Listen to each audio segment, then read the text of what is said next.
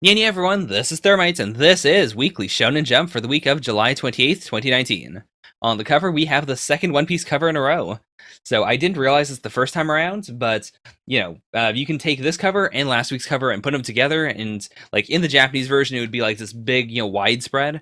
In this one, it's just a big old banner, which I probably should have realized back, I did, as soon as I noticed this, I did stitch them together, which was very simple. It looks super cool, really like it.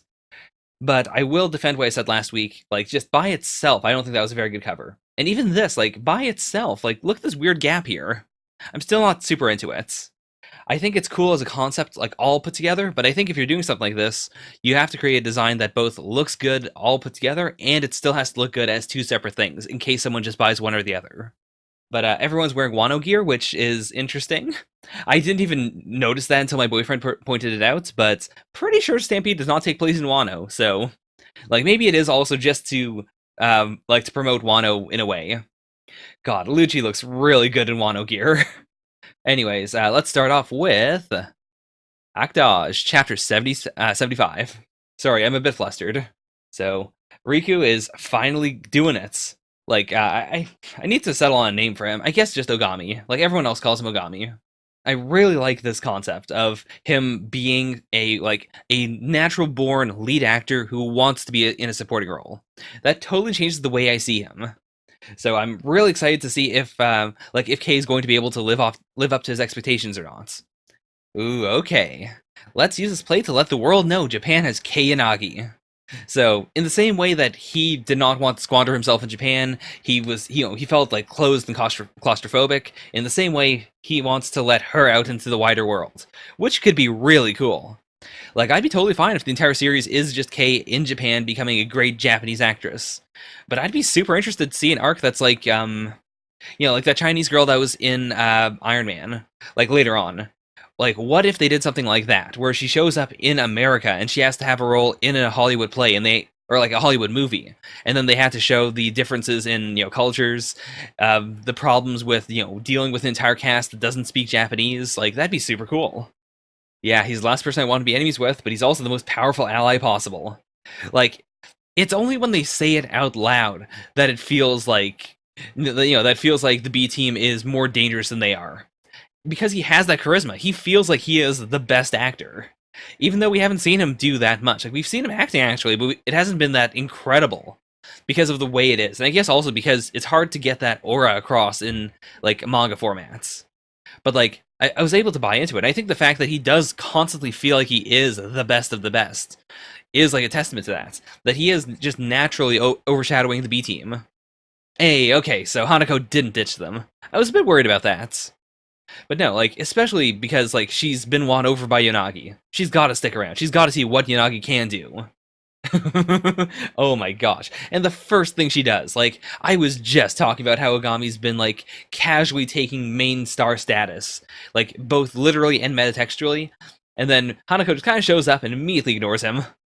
I'd like you all to paint something now. Anything you like. Okay. So she's going to, like, see based on what they add to it, like, what they're going to be like. Okay, that's interesting, because they're also not like, actual artists. So I imagine, like, she's not going to rate them based on their art quality, but rather on, like, what they choose to do immediately off the bats. So Agami is the first one to go up. He immediately puts himself in the painting. Fair enough. Also, like, that's not too bad. Like, it's a bit sketchy, but it's, it's better than I expected. I thought it was going to be, like, a stick figure. Oh my gosh, that's such a cool way to put it. Like, yeah, the aura he gives off does make it feel as if he would just turn the entire thing into a self-portrait, but that's not who he is. Like, he wants to be a supporting actor, or not even that he wants to be a supporting actor, he wants to work with other actors. He wants to be supported, and he wants to support others. Like, this is the best way of putting it. He totally showed himself. He cares mostly about himself. Like, he is the first thing he would put into anything, but at the same time, he's not going to stop anyone else from contributing as well. And he knew about it. Like, he got the idea immediately, so that also clouds things. Like, when someone knows that they're being tested, that automatically clouds the results. Because at that point, like, they're not acting entirely based on, like, what they would normally do. They're acting the way they would normally do while they're being tested. It's inherently different. So, like, oh, that's also a powerful psychological factor. But yeah, like, this desert itself is super expensive. Like, boy, oh boy. Can you deface it? Do you have that power? I assume that, like, because she's trembling, she's going to be the last person to put something down. And that'll be, the big twist of this is what she's really like. Okay. I mean, now, since we had that level of art here, I didn't expect something like that. I thought I was backing away from the whole Stickman thing, but I guess everyone else is gonna do Stickman kind of stuff. We don't really know much about either of them, so I can't really try to even guess what they're going to do. A lake. She brings life-giving water to a barren land. She seems irrational, looks at the big picture. Okay. A pond of hot milk. You can drink it or bathe in it, and it's amazing for the skin. Okay, so she's a bit out there. Sure. See, this does fit him very well. Like, he didn't really think about it, but it does make sense. Like, it's weird. It doesn't really fit the theme of the picture up to that point to have trees there, but it is, like, he's trying to make it better. He's doing it very honestly as well. Like, he's not trying to game the system in the slightest. Oh, and we haven't seen your drawing yet, but also we haven't seen Yanagi's. But she did draw the desert, but I guess he means, like, what would you add to the deserts? Painting and acting are the same. It's clear when someone's soul, isn't it? Right. Yeah, fair. Because all she did was really just, like, not even create a canvas, but she created just an image for everyone else to project onto. Ooh. Okay, flames. And that explains the burning mountain. Like, not why it's there, because obviously I assume that's part of, that's part of the original tale, but, like, why she specifically wanted to focus on it. And yeah, she did exactly what she thought Ogami was going to do. Like, she did take up the entire painting, leaving nothing for Yanagi to do. That's a neat way of putting it. Like, I was thinking of it as mostly just, like, it's a passion project. So this is the form of her passion. But she's relating it specifically to anger. Like, she's burning up all the time. That's not what I expected at all. Like, especially with what we've seen from her before. So we're going to have to delve a little more into her to see to see this. The fires of the flaming mountains are burning inside of you, Hanako, and you need us to express that in the play, right? Okay, so again, Yanagi has to paint something before we're done, but she was able to psychoanalyze her, which is pretty cool. I like how you took up the whole canvas. It's arrogant and beautiful. As for payments, starting today, we'll embody that painting for you. Good, good. But Kay didn't draw anything, right? Let's look at the previous version. Yeah, Kate didn't add anything. I mean, I guess that says something about herself as well. Like, the fact that even now, even after becoming more familiar with acting in general, she's still, hesitant. She still thought that the best thing to do was to do nothing, because she was too afraid. I feel like the B team's gotta do something interesting, though. Like, we've had quite a bit of focus on them, but it's always been, like, 2 or 3 pages, and they haven't really done anything, apart from just commenting on the A team. Try finding something you haven't made use of yet. He's there for us. Okay, so, like, Araya seems very, like, it doesn't seem like he's bothered at all, and it seems like if he's going to play Son Goku, like, it makes sense. He fits that role pretty well, anyways. So it all comes down to Chioko, really. So I guess Chioko's going to try and delve a little deeper into, into being directed, maybe? Like, if she can't add anything on her, by herself, maybe she'll ask for help. She'll see how her inner goddess can be brought out if she can't do it herself to the greatest extent. Okay, pretty good. Like, overall, alright chapter.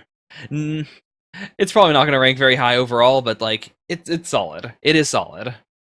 I do want to specify that. I feel like I say this every couple of weeks, like, hey, I like Actage, even if it doesn't seem like it. But I want to, like, clarify that unlike Tokyo Shinobi Squad or Samurai 8, like, I'm not just sitting here for Actage. I do genuinely really enjoy it. It's not the kind of series that can make me, like, scream or freak out a lot of the time, because there's not a whole lot to freak out about. But it is solid. Anyways, let's move on to Black Clover, Chapter 214, Dawn. Ooh, Like, all of the elves are finally leaving, so the Golden Dawn, I imagine, are going to be waking up about now. Okay, what's he doing? Soul Abductor. Is he gonna bring back all the elves? Was this all a bait and switch? Oh, just Patry. Yeah, it's going into the body that the Licht had, temporarily. It should feel like a real good fit. That's true, yeah. Like, it should fit him better than it fit Licht. I'm not letting you just disappear all neat happily ever after like that. I'm never gonna forgive you. Okay, that is actually a real good way of putting it. Like, Patry has been the main villain of this arc. Like, prior to the word devil. Like, it was Patry. And I really appreciate this idea that he has to stay here and he has to repent and he has to help. In fact, he might, like, now William's back, clearly. I just saw on the other page the shot of William. But now maybe the two of them can lead the Golden Dawn or something. Like, it's no longer him just kicking back and, making William do something for him. Now he gets to contribute. Now he gets to help. So tsundere. Oh, man. And these two, like, this is... I usually jokingly say, like, oh, this is going to be a good ship. But seriously, I do think they'll be a great, like, friendship. Like, they've been friends all this time, and now they can finally hang out together. They can finally make amends together. Like, politically speaking, there's no way that either of them could be the Wizard King. Like, but we do need a new Wizard King, so at the very least, like, I think the Golden Dawn might step in as, like, like, in order to repent, they might be, the... How do I put this? They may take the role of the Wizard King in terms of, like, power and military dominance and stuff, but then they still need, like, an actual leader. And I feel like someone's going to slip into that role very easily.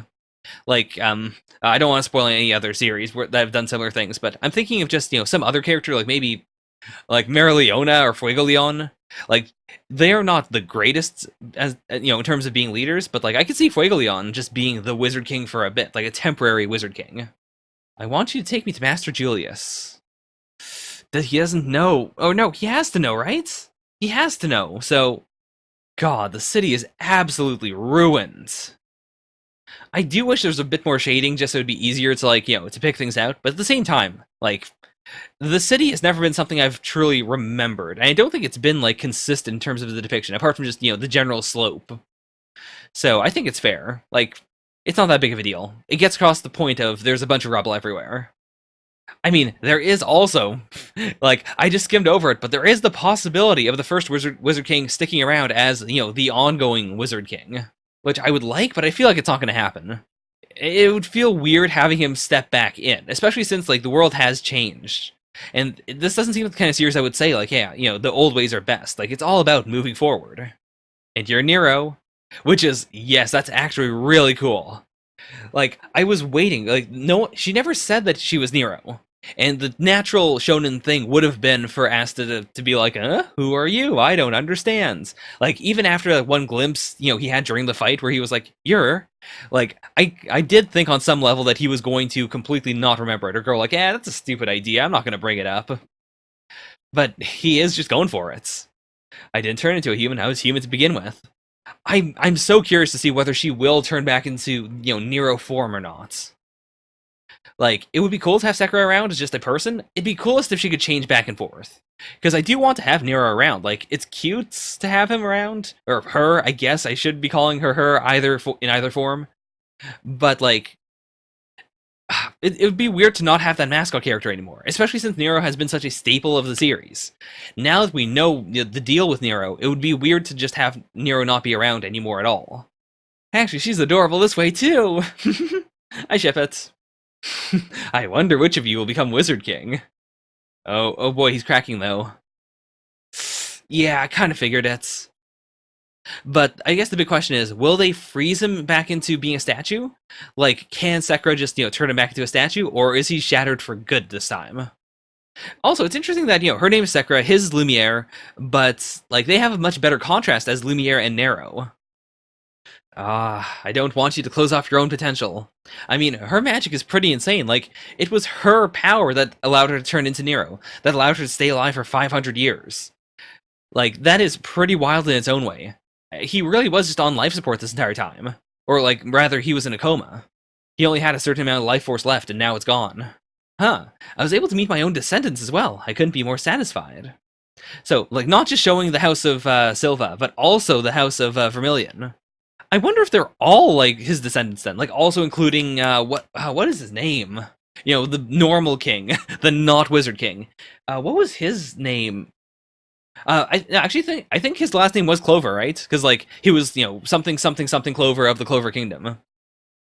So maybe, like, are all three of the royal houses all descended from him? That'd be kind of cool. Or it could just be two of the... The main thing is just the Clover part of it. Like, it'd be real weird, especially due to all the focus on blood lineage, and how, having royal blood makes you better, quote-unquote, or that's what people believe. It'd be weird if he just kind of, like, stepped in from somewhere else and only these two were connected to him. But then why did the houses split at all? Like, why isn't it just one big royal family? Like, did they intermarry with other countries then? Because they haven't really implied that at all.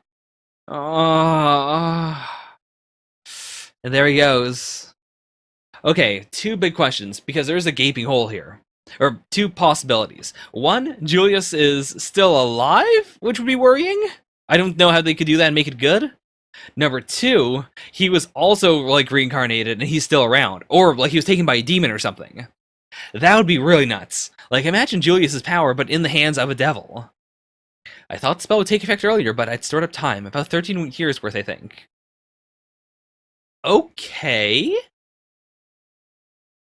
So he de-aged himself. Or rather, like, he should have died, but instead of dying, 13 years, like, he looks like he could be 13 or so, right? So maybe it's like, he died, he lost all, the years of his life, all the, like, how do I put this? Like, all his remaining lifespan.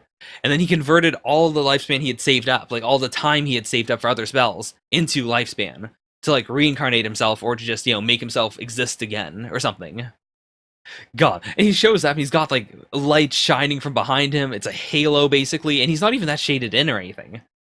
Or I guess he is a little. Like, it's supposed to be that there's light shining behind him. But I almost thought it was supposed to be, like, some sort of divine light. Also, he's saying excellent work to William as well. Implying that, like, he saw everything that went down, he understands, maybe. Okay, I don't know how to feel about that, to be honest. I liked the idea of him dying there. This does solve the problem of, like, who could be the Wizard King. Actually, no, it doesn't. Because, theoretically, like, if he lost all the time he stored up, oh my god, is that his grimoire? I think it is. I think that, I was about to be like, what's the point of this? But I think that's supposed to be it. Because his grimoire, if you remember, was all pages. So did it revert it back to just being one page? Because that's what I was about to say, was like, it sucks if he can still be the Wizard King. If it's just like, well, I guess he didn't die, I guess it didn't matter. But if what they're saying is like, he reverted everything, like he lost those years, he lost his power, he lost his training, he lost, all the pages in his grimoire except for one, like, that would be really, really cool. Because it would mean that, like, he would be on the same level as anyone else. Like, he would just have to be a normal Magic Knight, I guess, to reclaim his title at some points. That would also allow him to be, a contender for the Wizard King, like, on the same level as Asta and Yuno, which would be pretty cool. Like, that would solve the question of, like, at this point in time, who is more suited? Are Asta and Yuno at this point more suited to being the Wizard King than Julius was at that time? Or something. Oh, I really hope that's the case.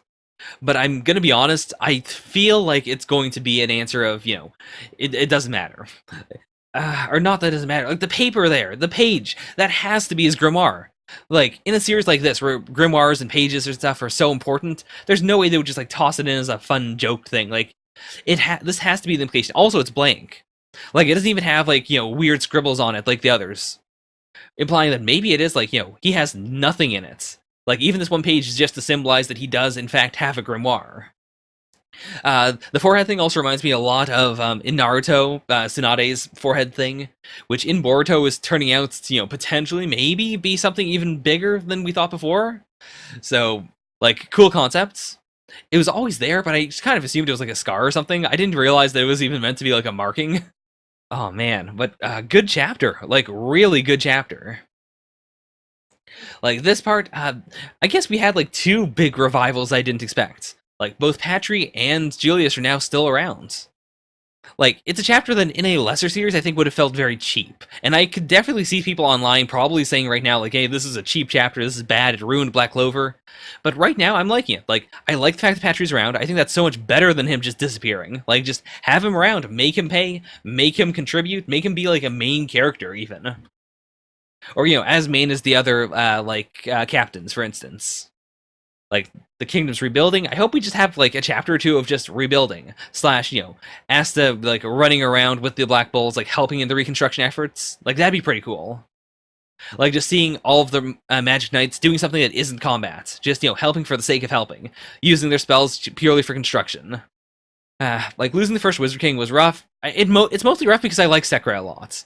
Like, the first Wizard King is a cool dude, but, like, because he hasn't really been a character, it hasn't affected me very much. Whereas, like, Sekra, even though most of what I know about her is, from what we've seen of her as Nero, like, in terms of personality and stuff, I still have a big, strong connection to her. Like, seriously. So, overall, really, really top-notch chapter. Like, it's top-notch for a falling action chapter, which is always difficult to do. I usually rank falling action chapters below a lot of other things. But we'll see how it does this week. I have good hopes for it. Anyways, speaking of falling action, we've got another chapter of the epilogue to Soma. That's right, boys, it is. Food War, Shokugeki no Soma, Le Desserts. Chapter 2. They have it listed like this because they want them to. They want these chapters to be at the end of the actual chapters, but I'm going to use the actual numbering just to make it clear in my mind. Oh my god! And even like he's passing the street markets. Oh my god! It really was pure unplanned happenstance that brought me to that little family restaurant. Okay. Oh my gosh. Oh my gosh. Like. Not gonna lie, I have been a bit down on Soma in general, and the fact that we're probably not gonna get like a proper Shokugeki here, like it's all gonna just be like plot and backstory, it's a little rough. But I am pretty excited because like I do like Soma's mom for a character that only showed up for like a few chapters in flashbacks. I liked her a lot, and I like that all the backstory seems to be like properly tied together. It was all properly planned out. I can understand this. Like, I can't say I've done this myself, but I kind of have. Like, I can't say that I lost the will to do much of anything, but I have done this basically after graduation, where I haven't done very much. I've been trying to find a job, but like, realistically speaking, I should have gotten a part-time job right as soon as I'd gotten out of school. I just didn't because I was holding out for like a legitimate, quote-unquote, full-time job, just, which I regret. But, so I understand this feeling of just, kind of not doing a lot of nothing. And on a smaller level, I do understand this idea of I don't know why I want to do this anymore. Like, for the thing I got my degree in, I genuinely do not know at this point whether I want to do it or not. I don't think I do. I've lost my passion for it. It's been too long. Oh no, it's the chef special. There's also no price for it, which is interesting. Like, how do they charge for it? Or is it one of those things where, like, if you don't like it, it's free? Oh boy, here we are. Let's do it. I thought about warning you when you made your order. Okay. Oh, right. So, like, the Tama from Tamako is Otama. Okay, I get it. Of course, like, she feels like a high school delinquent. That just makes sense. She also speaks that way sometimes, so I get it. Fair enough. So she's too wild even for him. Like, even he, like, at this point in his life, at the very least, like, he wasn't that inventive. But yeah, even if she screws up every once in a while, like, everyone loves her. Like, it just, there's a good vibe here, which I really do respect. He's not even working there, and already, the occasional times he shows up at Yukihira, he still manages, like, to be fair, the fact that that they all know his name means that I imagine he probably is coming back to Japan more so than usual. Like, it's not just once a year, it's probably a couple times. And even if he's not saying it, I imagine part of it is just to come back to Yukihira. Because, like, before, he spent quite a lot of time not even touching Japan. I mean, her existence just explains so much about Soma. Like, you can now totally see how he is a blend of his parents. Whereas before, Joichiro just felt weird. Like, he felt a bit too detached, which I always accepted as just, he's the mysterious anime dad. But now we just understand that, it mostly comes from his mom. Yeah, what's so fun for you about cooking? Like, well, this has to be what sparks his own love in cooking, right? I do like seeing big smiles on our customers' faces. Can't that be enough? I mean, true. Part of it is just, she enjoys cooking. But part of it's also like, her bad cooking is fun. And, being around does help out in general. Like, even if she's just pouring beer and stuff, like, she's still helping contribute to the environments. You aren't just a member of my gang anymore. I think I'll give you a little promotion up to, well, my special someone. Aww. Like, again, it's an epilogue, so we can't get too much time with them, but I kind of wish we could. I wish the main series had a little more time. He's already willing to cook. It's just in his blood. Oh man, that's like, oh man. Because that also explains that, like, that is her natural hair. Like, she's not putting stuff in it. But she specifically had a haircut done so that she would look normal, so that she could do, a parent-teacher interview. Straightener, hair straightener. Aww. God, they look so happy together. God, that would be wild. Like, I mean, the entire last part of Soma has been about like the Nakiri family. So I'd be completely fine if this chapter wraps up all we're seeing of the of Soma's family, and then after that it's all like it's just an epilogue for the Nakiri family. That'd be okay. Though I guess we could do both technically. Like if the ending is what I suspect, if it is Soma and Erina getting married, in which case yeah, they would be the same family, so it would make sense to cover both of them. It feels so weird seeing him not in a suit. Like the suit just feels like a part of his design. It is it illegal for him to be wearing this? It's so baggy. It's so casual. Oh, I think I'll let Azumi tell the rest of the story. So he's also implying that, from that point on, after he had gotten married to her, Azumi can tell the rest. Even though Azumi didn't, he was misunderstanding everything. He still he still knew the facts, I guess. It's just he was interpreting it the wrong way. Meanwhile, in America, okay, huh? So, what are we doing with Saiba? This is an epilogue. There's no way we can tie Saiba in a I mean, I guess if we're going to have him be, metaphorically, he is Asahi Saiba. He is Joichiro's other son. If that's what we're doing, then I guess that's fine. I mean, that does make sense too. For Soma to win, going I was able to do this because it brought back memories of my mom, whereas Saiba was just traumatized by his mom. He has no good memories of her. That's a lot of people, too. A lot of people. But even then, even though this guy is bad-mouthing her, he seems like he's doing it in a, friendly-ish way. The whole, why'd you have to die, you dumb old hag? That feels like, he's grieving. She always bragged about how the guy was this hot, young Asian guy. Oh boy. I mean, are we gonna do the thing of he's actually legitimately Joichiro's son? I could see that. We just transitioned from, Joichiro covering the world to, maybe this is something he left behind. At Lady Mona's introduction, we did a thorough check of Mr. Asi's background. Okay. When I tasted Asi's bastie, underneath its flavor, I saw an empty, passionless void. It was a familiar image. What? Wait, what? I don't know how I feel about that. That feels extra weird. Because first of all, he doesn't feel like the kind of person who would have a one-night stand. He's so...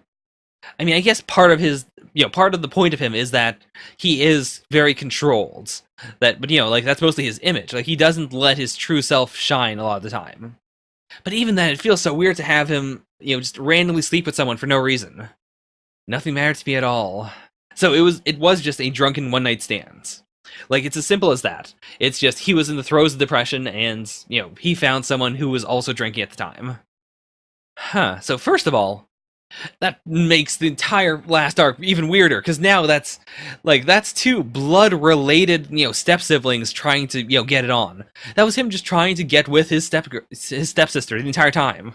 Ugh. I don't have that much of a problem with incest, on a moral level, but I don't know. The concept bothers me inherently in a weird way. I mean, that's all just social engineering, right? It's just the way society has programmed me. I'm not, on a pure level, if if the two of you are having a mutually conclusive relationship, what am I trying to say? If you're dating your cousin or your stepsister or something, and there's no, unhealthy power dynamics, then go for it. My main problem with incest really is just the power dynamics. And because they didn't know each other, I think it's okay. It's weird, though. It feels very fetishy. Even then, I can't separate, this plot point from just the general, incest thing in manga. On a less incesty note, though, I do appreciate that, I don't know if he knew it or not, but either way, the idea that Joichiro just happens to find, his Kohai's child out there in the wilds of America, and he found him, and he trained him, and he, was basically a dad to him. He basically adopted him, for lack of, a clearer term. I mean, I do think this makes sense, though. Partially because he shouldn't be in the household. He abused the hell out of Erina. And on top of that, he made their household a living hell. So if he wants to separate and try again with Asahi, he's already reformed himself. I'm not scared of them becoming a super evil duo or anything. I think that'd be pretty cool. Okay. The Nakiri family no longer has any need to leave its chefs languishing in solitude. After all that, there's no way an outsider like me would ever find a place to belong. But yeah, they're doing it. She's letting him back into the folds. Did he not change his shirt? Did they go to America several days later and like she changed her outfit? He didn't. Azumi, what are you doing?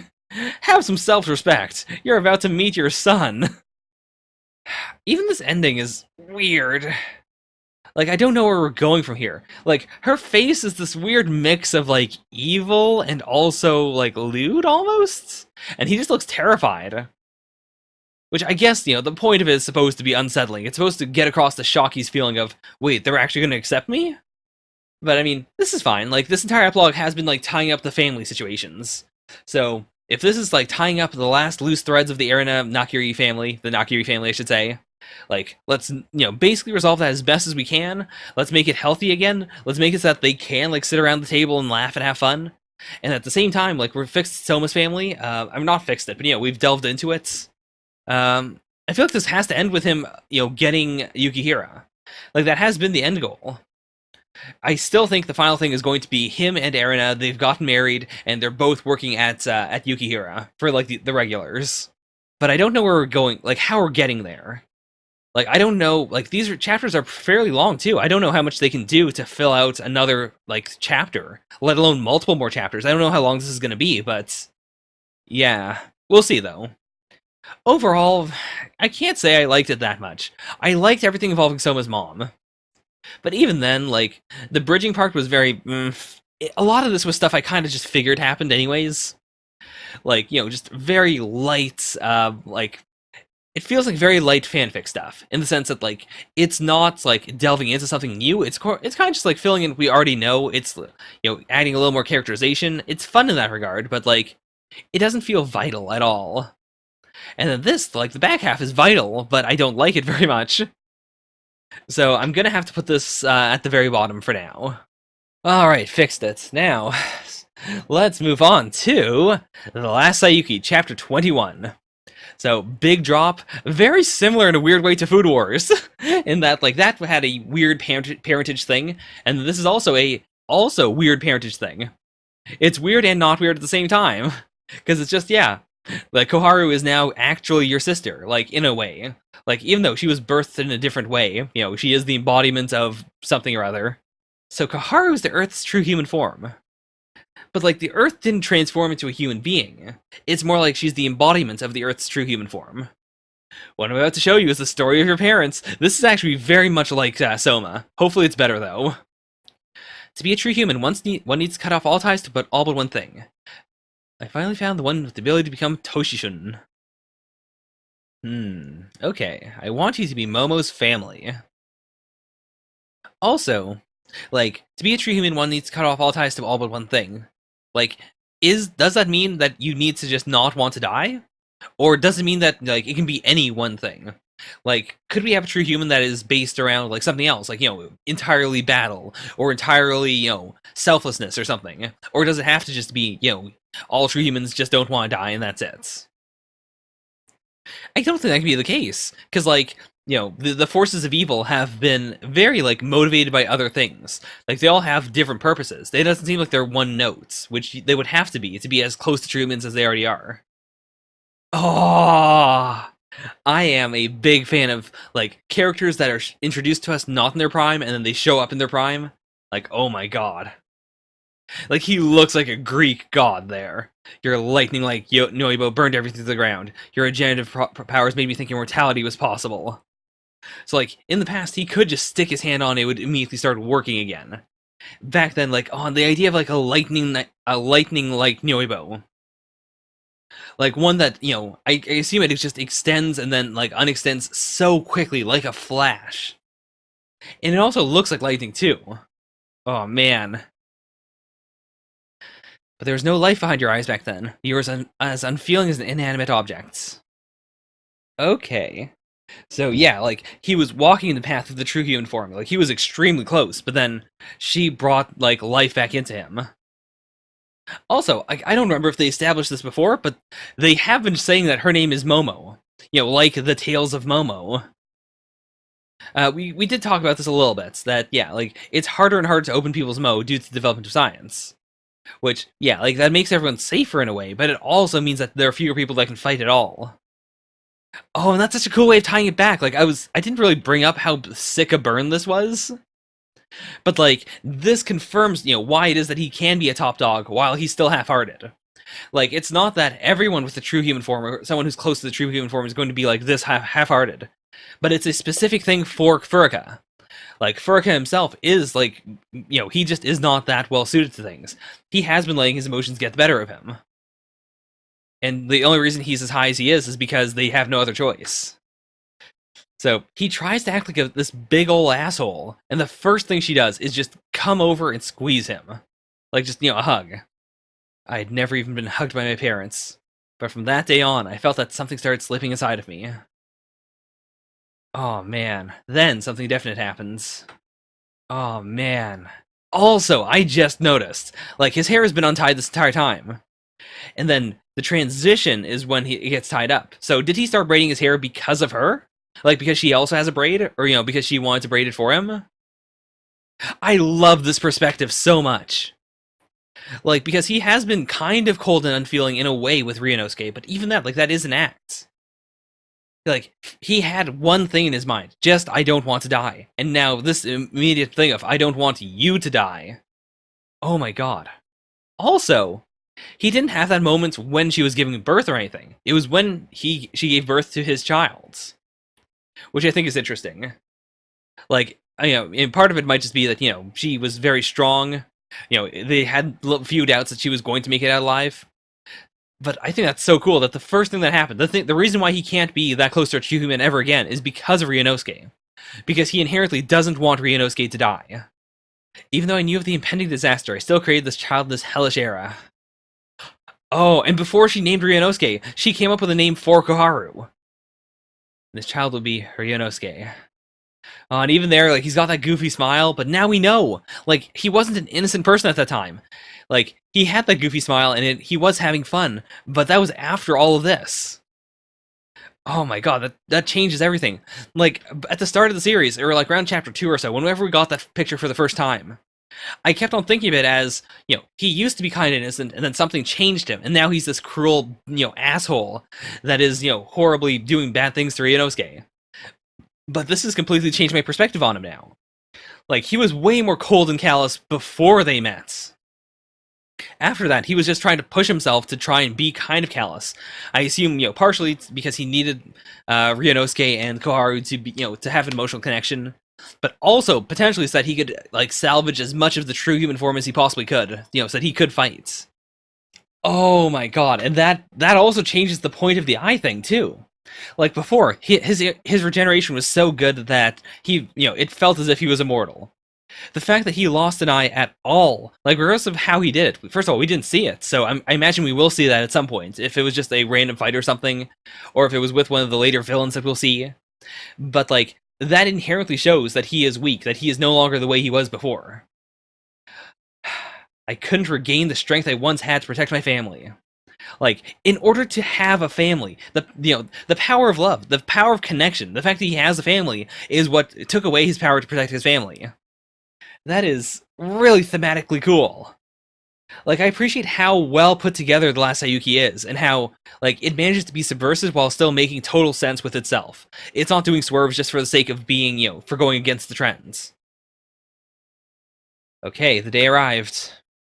The way to birth a true human form. I am unaware of this, by the way, so if there are, like, things I should be understanding here, I apologize. If anyone here is, like, more familiar with the original Saiyuki, or the original, like, Toshun's reelections or something, like, do let me know. Like, if there's anything I should know. In the hellish dream of the world that Takanshi created, you could breathe power into K just by standing there. Or just by staying there. Even if you die there, your memory survives and you can be continuously reborn. But should you make any sound, that world ends. In Tale, it said that Toshishun makes noise in third reincarnation. But what happened was that in order to create K, she didn't make a sound until the 12th life. Even if a scary monster ate her alive, or she drowned to death, or she was burned alive. God damn, this is some incredible resolve. Like, The incredible resolve not just to, to weather death, but to do it over and over and over again. And not even to, to accept it, but to not make a sound. Or if her loved one was killed right in front of her eyes. She couldn't make even the slightest sound. And her fear there wasn't even, Gohaku being hurt. It was Ryunosuke, adult Ryunosuke even, or, not adult, modern-day Ryunosuke, weirdly enough, being beaten with a bat, by Gohaku. I guess that would have been him at that time. She did die, or when he was around that age. They were able to go to baseball games together. But god damn. In that world, the more Momo suffered, the more power K would accumulate. It was said that Toei Shijun woke up in an instant after living 12 lives. And, yeah, a minute. And when it should have been an instant for 12 lives. As long as she doesn't make sound in a dream, she won't ever wake up. There's no way to free her either. So that's her plan. Because he had said that there was no way that this K could possibly win, she's just going to stay there and endure it for as long as she could. And, that's probably why she dies. She might just wake up after, having gone insane or something after all this. And, of course, can't let him wake her up. Oh. That was her condition for accepting this role. You may have forgotten, but you met her a long time ago. You saved her from a monster and used a white Baku on her. But strangely enough, Momo didn't forget you. God. So, from the very start, she was in love from the very beginning. That explains why she was so, why she had so much patience with him, why she was willing to let him, be such a dick to him, why she was willing to make him change. It wasn't just, I kind of like the idea of, a spouse that changes the other person, makes them a good person, but at the same time, it's very self-serving. It's very much it's a power fantasy of, I want someone to come in and fix my life and make everything better, which I think is inherently unhealthy. But this makes it better, because, now she's doing it for herself and for him. That's why she's in love with him so deeply. For the sake of her love for you and your child, you should use the powerlessness and despair as fodder to restore your previous strength as possible. And his thought isn't even like that. It's not like this could be useful. He's now like a normal human being. He's just freaking out because his wife is being tortured endlessly. 2 days later, Momo was taken to the hospital to be put in life supports. But she didn't wake up for 10 days. She didn't wake up for 10 days, too. So it's not even like after 2 days, she was then, out of the dream. It's just, they had to put her on life support. Most likely because, she wasn't eating, she wasn't drinking. She was essentially in a coma. Then Momo said her last words to you, and her soul disintegrated to ash. And that's why she is the most powerful K. With no feet to tie her to the earth, no hands to feel warmth, no vision to see illusions that obstruct a tooth. She held the components of a perfect true human form, the most powerful K ever. So that's why, it's not even that she's malformed or, she's weak. It's the exact opposite. Part of being the true human form is, stripping away things. But she has emotion. She doesn't have just one thing that she wants. She does act like more or less a normal human being. Like an isolated human being, sure, but she is fundamentally human. So I guess that must be the weakness. In order, because all that hardship was created to, was done to create her, she may have, internalized some of it. So she needed to be treated like a normal person as opposed to being treated like a weapon. Oh, man. What a chapter. Boy, oh boy, this was the exact opposite of the Soma chapter. In that, they kind of touched on similar vibes, sort of. Let me fix this real quick. But the big difference is that this was really good. Despite being about, a character that I've seen for about the same amount of time. They both followed, female characters that we've only ever seen in flashbacks that, are barely real characters, quote-unquote. And yet, despite that, this chapter made me care for Momo so much. Because she gave it all. And, we saw, a full plot line. We saw at the start. This is why she ended up loving Gohaku. This is why they ended up together. It wasn't just being thrown together. She personally wanted it. They had a life together, and at the very end, she sacrificed everything in order to create Koharu. That's a full character arc, and it was a satisfying character arc, to me at least. And it was all told through Gohaku, and it made Gohaku so much better as a character. I was okay with him before, but now I genuinely really like him, now that I get him, now that I understand him. What a fantastic chapter. I mean, it's going to the top for now. We had a good Black Clover chapter, but it doesn't compare to this. This was just a good chapter. So let's quickly move on to We Never Learn. We Never Learn, chapter 121. Sometimes a lovable beast causes a tumultuous X. Blah, blah, blah. Hopefully by the time I start doing the live stream, my tongue will be untied a bit. I apologize for all the mush-mouthedness I've been going through.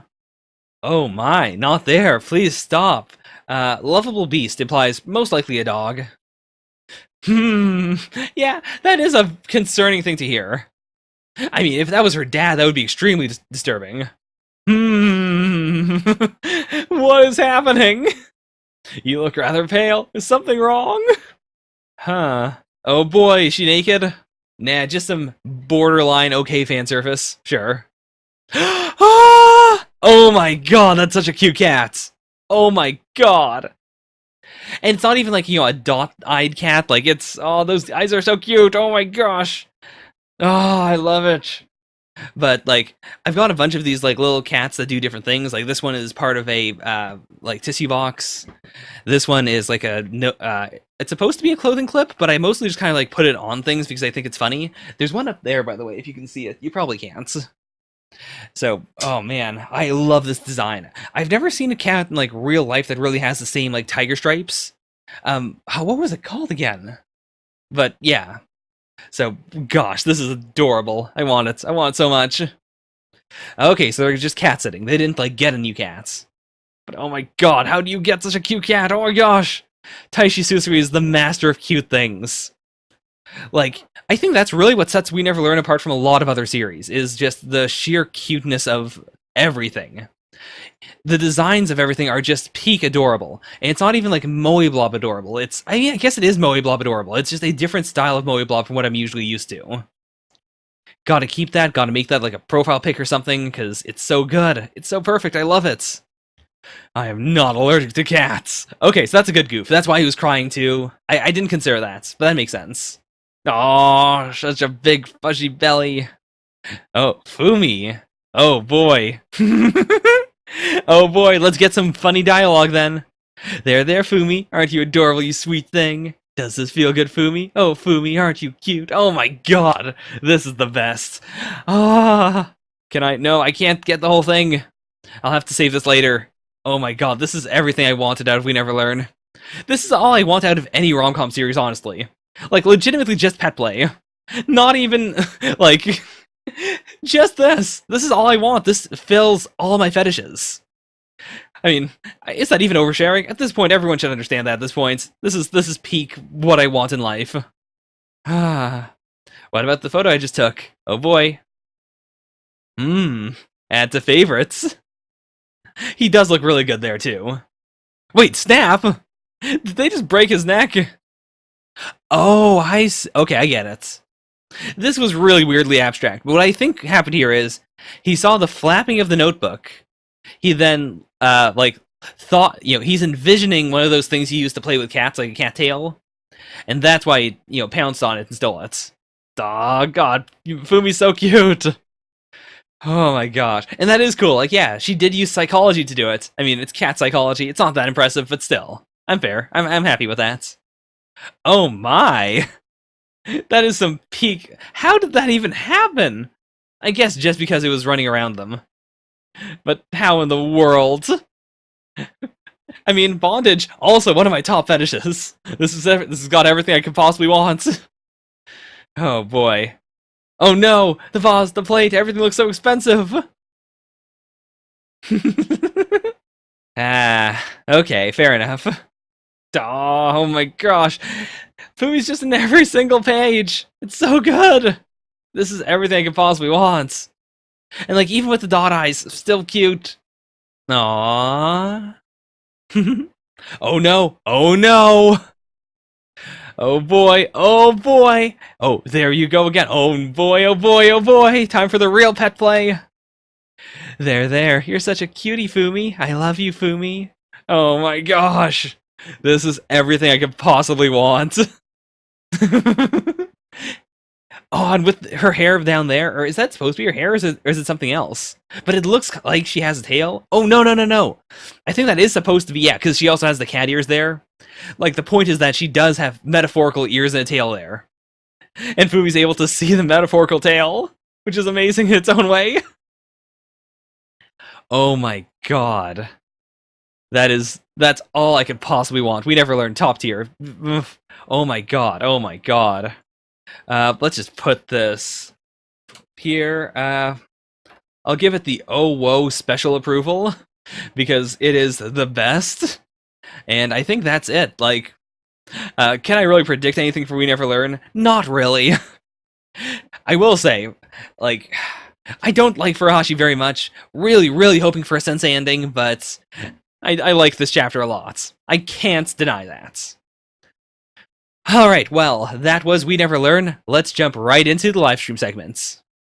Chainsaw Man, Chapter 32. What is this? Chapter 32, over and over again. The future rules, the future rules, yeah, yeah! Absolutely perfect. So, I did notice that Manga Stream translated this as "the future is best," which, with this panel, like, I don't know how the future is best is going to fit here. It doesn't give off the same vibe. Like, Viz definitely hit the nail on the head with, you know, the idea of the future rules. Like, it does have that very slang, you know, bro feeling to it. You say it too. I'm here to make a contract with you. What if the contract is just, you have to say the future rules? Okay, show me your future. I come up with the details of contract depending on the future. Okay, so it wasn't just that the people he contracted with before, like, it's not just that he took away things relating to their future. It was specifically, he saw their futures and then he took away things that related to what they needed, or something like that. These are the terms of our contract. Let me live in your right eye. Do that and I'll help you. Just that. Just live in your right eye. I feel like seeing your future with my own hands. I mean, I guess one of the downsides is, I guess no one else will be able to contract with the future devil, if that's the case. Because in the future, you're going to die in the worst possible way. Okay, that changes quite a bit. You're going to die in the worst possible way. You want to know how you die? And he's going to say no, of course. Like, that's just how it goes. But, yeah, don't bother. I'm not interested in how I'll die. The worst possible way. What could that be? Like, it has to be ironic. And it has to be entertaining enough that the future devil would be like, yeah, I want to be there. I want front row seats for that. Like, he's not even taking away anything from Aki. Because I guess, like, the way Aki dies is so horrible that there's nothing he could possibly take that would be, you know, worse. That would make it worse. I think it's gotta be something like he dies protecting the gun devil or something. Like, the worst possible thing. He dies and not only doesn't he get what he wanted, he also, like, ruins what he did want. In light of your training, you're ready for real combat tomorrow. Okay. So, Samurai Sword and Snake Girl. So, we're doing it. Like, we're following up right on that. It's not even like they're going to stick around as, like, super long-running villains, which I think that's fair. Like, this doesn't seem like the kind of series that'll have ultra long-running villains, apart from the Gun Devil. Did he make... Did he set up a meeting with Makima just to ask, like, hey, are you really going on a date with him? Every time a dog I've trained dies, I drink more and more. I thought with toys I'd feel no guilt, even if they broke. Okay. So even then, he doesn't think they're ready, or rather, he's scared that they might get killed. Okay. So, same as what he presented to Denji in Power. Whatever inhuman deeds you do, even if you kill my pet dogs, as long as you're on humanity's side, I'll look the other way. Sure. But even then, even though what she said there makes sense, it's a very calm, clear answer, he still doesn't buy it. So what could it possibly be? Like, what could her actual goal be? Like, in addition to this? Because, like, this is going to happen, it's just, it's not her prime motivation. Damn it, did I say hands instead of eyes? Boy, oh boy. If you end up watching my pre-recorded segments, I was very, very tongue-tied before. Like, hopefully I'll be less flubby in this reaction, but who knows? I genuinely, See, before, I was like, I really liked her smile before because it was so U-shaped. Like, it was more of a smile than this, but this is 100% an evil smile. Or not even an evil one, but just a cold, scary smile. Like, I do agree. I feel like she's definitely not human. She's either a fiend, or, like, a straight-up devil, or whatever it is that Denji is. Like, I mean, the eyes have always been a dead giveaway, but it's always been a question of, like, is that a dead giveaway, or is that just a thing that exists in this world? It feels more and more like she's 100% not human. There's no way. Okay, there's no, like, defining features on this building. I was trying to see if this was, like, supposed to be a government building or something, but it looks like it's just a random apartments. As long as Makima's alive, there's nowhere in Japan you can run to. Again, saying specifically Makima. As long as Makima's alive. Not like, as long as Makima has her contract or something. So, if that is supposed to be, like, her, like, taking in sacrifices, taking in the convicts, and then, granting her own desire, like, I feel like that might be it. What if she's an alien or a robot? Between those two, I could see alien more so than robots. Robot feels like a bit much. Like, the technology in the series hasn't even begun to hint at the idea of cybernetics. But whereas, like, alien, I could see it. Or they could even say that devils are inherently alien in nature, like, or something like that. By the way, if anyone in chat's listening to this, I'm actually really curious. What kind of soundtrack do you think Chainsaw Man would have? Because I can't pin it down. Like, when I read a lot of series, I do have, like, a general idea for a soundtrack in the back of my head, but with Chainsaw Man, it's all blank. It's all blank, or it's, like, death metal, but only during the scenes of, actual carnage. Everything else, like, I don't know what mood it would be. No need to worry about your leader. Even if he dies, he will revive. If you're sticking around, worry about not getting bitten instead. Oh, is he like a werewolf devil? That makes the most sense. Like, werewolf devil or, like, a vampire devil. Werewolf would make more sense than just, like, not getting bitten. Like, he's just doing it ravenously. Oh, Granddad's parting gift. A zombie army made of good-for-nothings who couldn't pay back their debts. I mean, it did feel like a little premature to get rid of the zombie devil. And this isn't necessarily, like, this most likely isn't even the zombie devil being around. I think it's just the zombies. Like, because they are zombies, they inherently can reproduce. They can make more of themselves. Also, this just looks like a metal cover. Especially this guy's pose. It looks so very album art. God. Okay, I am so down for, Division 4 versus the zombie army. Also, very into the idea of Time Devil just saying, yeah, the future rules. This does bring up the question, though, of, like, how does his contract work? Like, just, let me live in your right eye, do that and I'll help you. Does that mean, but, like, what can he ask? Like, there has to be a limit to what he can ask for. Or is it just, like, is it literally, he'll do, like, the future devil will do anything he wants, no matter what, in exchange for just living in his eye? Because that feels absurdly broken. I refuse to believe that's the case. There's no way, right? That's a good question, actually. I would have guessed, like, maybe more of a wolf devil? Like, we haven't seen any devils based on... Never mind, I'm stupid. I was about to say, we've never seen any devils based on supernatural phenomena as opposed to, like, real-world phenomena, but we literally have the zombie devil. Zombie devil was, like, the first devil we saw. Or, second, not counting Pochita. Third, not counting, Tomato Devil. But yeah, so, werewolf is completely viable. I don't know, it just seems like such a high-level power. Like, assuming that a werewolf gets all the powers of a werewolf. In the same way, like, a vampire devil, I think, would be absurdly powerful, just because of all the things that vampires can potentially do. Hey, homie. Also, hey, Niels. I could 100% see that, actually. Like, Zombie Devil is up there with the Gun Devil, legitimately, in terms of how powerful it could be. Like, Gun Devil, created its own fear, but also, like, guns are just necessary, or more necessary in a world where devils are, all over the place.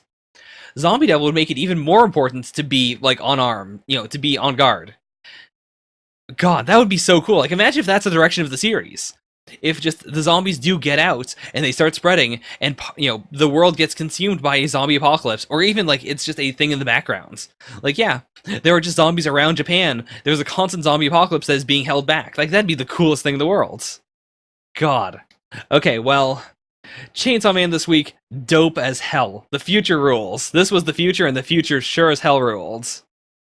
I mean, Zaku, I'd say that the zombie devil would gain power in the same way that zombies get power. Like, the more zombies exist, the faster they spread. And the more the zombies are spreading, the more people would be scared of them. Plus, you would have, like, CNN and the news and stuff that they'd be covering the zombies as well, which would spread the fear, like, across the world pretty quickly. But then on top of that, the actual zombies would spread fear. Like, I feel like the zombie devil itself would be, like, it would start off a bit weak, but it would get stronger and stronger and stronger, which makes sense considering how a zombie apocalypse works. Anyways, so current rankings are The Last Saiyuki, or We Never Learn, The Last Saiyuki, Black Clover, Act Dodge, Food Wars. We Never Learn tickled a lot of things that I like, so it's going to be hard to dethrone that. Last Saiyuki, also very, very good. I don't know, like, I feel like Chainsaw Man was on the same level as Last Saiyuki, really. In the sense that, like, Chainsaw Man had more forward momentum, whereas Last Saiyuki had more, like, backstory. I mean, Future Devil, very excited for him. I guess the midpoint I wasn't super into. It was really good, and I do have to give credit where credit is due. I rag on One Piece all the time for the chapters where they jump around to, like, 4 different plot lines and it feels like nothing happens. But Chainsaw Man, like, we actually did do, like, 4 different plot lines in one chapter, and they were all done really well. Like, was there a ton of momentum with all of them? No, but we got some momentum. Like, there was something important in each of these, which is more than I can say for the average chapter of One Piece, legitimately.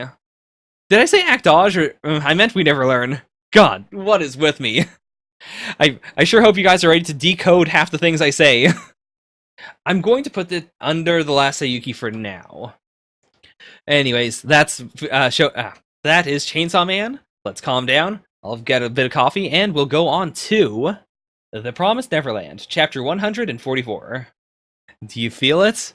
Do you feel it now, Mr. Krabs? So, they've been leaving tracks, hiding the tracks, and leaving tiny little traces, just to try and lure the kids a bit closer to see if they are dangerous or not. That is really next level. Like, that's some big brain content. Neolation and Higma both got the axe chapter 19. So yeah, I think right now we can say that 19 is the unofficial cutoff point. That is the danger zone. Which I'm hoping that Saiyuki and Chainsaw Man get past it. Especially Chainsaw Man. Or actually, wait, where is Chainsaw Man right now? Chainsaw Man's way past it. Yeah. But, Last Saiyuki, wait a minute. Zaku, what are you talking about? I got caught up in your flow. I forgot that both of them are well beyond 19. Oh, wait, no, I see what you're saying. I misread that. That was my response. That was my fuck-up. You meant just that they were both past 19. Like, that means that they are more or less safe. But yeah, okay. Anyways, let's read some actual Neverlands. I'll kill them instead. So, now we have the opposite problem. Like, I 100% believe that Sonju is deadly as hell. Like, he could kill all the kids if he wanted to. The big question is just, will he? Which I don't think he will. But, like, I think he has fewer qualms about killing them than, most people would. Oh my gosh! Did he just knock out 3 atoms? Don't worry, they weren't killed, he's put them to sleep. Yeah, hopelessly outmatched. Oh my gosh. I mean, we very rarely, if ever, have had a demon on our side, on the kid's side. Really, the last time was back when Sonju was still there, again. It's really just been Sonju, ever. So, this is extremely exciting. Like, I appreciate that for a series that is, like, minimally focused on combat. The combat we have had has been extremely varied. Yeah, if you lay a hand on Mujiki, I'll beat you to a bloody pulp. Did he just knock the weapons out of their hands and also hit them in the backs? Like, was he just that fast, or was it something else? Seizures? I think they mentioned that before. Or no, it wasn't with Adams, it was with the, the main squad, like Norman's crew. Like, they all have seizures if they don't take drugs at a certain level of intervals. So I guess that's the same with all the Adams as well. Oh, and he's gonna win them over by saving their lives. Yeah, and Jin can't hold back. He has to, at the very least, let them know. Or no, that was Hayato. This is Jin. It looks like they surrendered. Also, boy oh boy, Aishi must be having a real good time, finally being able to talk to someone in her native language. Oh, man. Oh, this exposition. Like, just everything. Not just a panel of them talking, but a panel of everything up until this point. Or not even everything, just this stuff, like, just the Norman arc. I think that's cool in its own way, because, like, they don't have time to talk about Goldie Pond. They just have to talk about this right now. Do you think Sonju and Mujika's eyes are more neatly lined up than the other demons? It's hard to tell, because, like, we haven't seen their eyes. Like, we just see their masks, and the masks have always been designed to make their eyes look neater than they really are, because they just look more beautiful. If I had to guess, I would say that Mujika probably does have, like, actual, like, those probably are her only eyes. Like, she probably is, like, the pinnacle of demon beauty. But I imagine Sonju probably is like Luvis. Like, he even has a similar mask, in the sense that, you know, he has eyes there, but then he probably has a bunch of others just around like zits. I mean, that's incontrovertible proof at this point. Like, you can't say that Norman accidentally sent 50 atoms with samurai swords after you. Like, that's not a screw-up. That's not a thing you do, like, not on purpose. All of what he said to us, everything was a lie. Norman's only decision from the beginning was to make the demons go extinct. Yeah, so at that point, also, they can't go back to Norman's base now. Like, partially because they can't trust him, and partially because they need to keep Sonju and Mujika safe now. Like, that's it. So they have to just be out here now. They have to hope that Emma can come back and hang out with them now. At this rate, everything will be irrevocable for Norman and everyone around him. A war will start, they'll annihilate the demons. Even if Emma returns, I don't want that. So she's asking, like, you know, even though they tried to kill you, even though Norman tried to kill you, I want to stop Norman. Can you help us? I mean, if Mujika's okay with this, then she is an absolute saint. That's all the information you want to know. Is he talking to... Okay. Okay, not what I expected. Were you able to make a new promise? Yup. Not even a, like, we have it on hold, which is what I really 100% expected. But no, she made the promise, which means that whatever it is that she offered, like, she did offer it. Like, Gargablarg will have whatever it is he wanted. Oh, yeah. I was real curious about that, because, like, what I recall with the rats, it seemed either like it was turning the rat into a demon, or it was doing the opposites. Or it might have been like it turned it into a demon and then killed it, or something? I'm not totally sure myself. That was okay too, I'll tell you later. Sure hope Emma didn't give up the puss. It's Norman. Not only does he plan to kill the royal family and the aristocrats, but he wants to kill all the demons in the imperial capital. Okay. So what I'm assuming is, like, that's gotta be chemical warfare then. Because, like, if it was just the royal family and the aristocrats, I could imagine, like, you know, a group of atoms descending in the royal chambers and, like, you know, slaughtering them. Or, like, something set up in the royal chambers. But if he's gonna kill all the demons in the imperial capital, that implies, like, a bomb. Or, like, something else. Like, something that kills a ton of things very quickly. Which also ties into what Zaku just brought up. Like, the chemical. Like, if it's a chemical that just kills demons, just, you know, it fries the bacteria that make them up, then I could see that being, like, deployed as this big old gas or something. I want to prevent the war too, and above all, we're friends. I mean, there's always the possibility that she's going to backstab them, but I don't feel like that's the case. I feel like she's supposed to be this pure, partially because, you know, she has Sonju, who is not pure, like, they balance each other out. And partially because, like, I think she's gonna die. I feel like she most likely will not survive this. Like, and then, you know, it'll just drive a nail deeper and deeper into our hearts, because a purely good demon who wanted to help, who wanted nothing more than to stop this war, was killed. Oh yeah, yeah, Dawn Gilda did not have a plan. They just went in and they were like, well, let's see. Maybe Norman's gonna kill them, but maybe not. We'll just see how it goes. We'll play it by ear. I mean, it worked out, but still. Like, they didn't even acknowledge, you know, they didn't even say something along the lines of, we expected Sonju to be able to take them all out. It seems like it was just, I guess we'll just do it. Who knows? Boy, they really messed up. Also, how did Toma and Lanny figure this out? Like, first of all, nice to see them again, like, in a starring role for a little bit. Or not starring, but, you know, like, in an important role. But how did they figure out, you know, this part of it? Did they just wander into a room when he was like, yeah, let's do some genocide? Ooh, I have not considered that at all. That would be extra cool. Like, if Mujika is the one who can absolutely QVC everyone, she just chooses not to. Did I say QVC? I meant CQC. Boy, oh boy, what is going on with me today? But yeah, like, I think that'd be cool, but I'm genuinely hoping for, like, her not being able to do very much, because that also, like, I think that personally just adds more coolness to her character.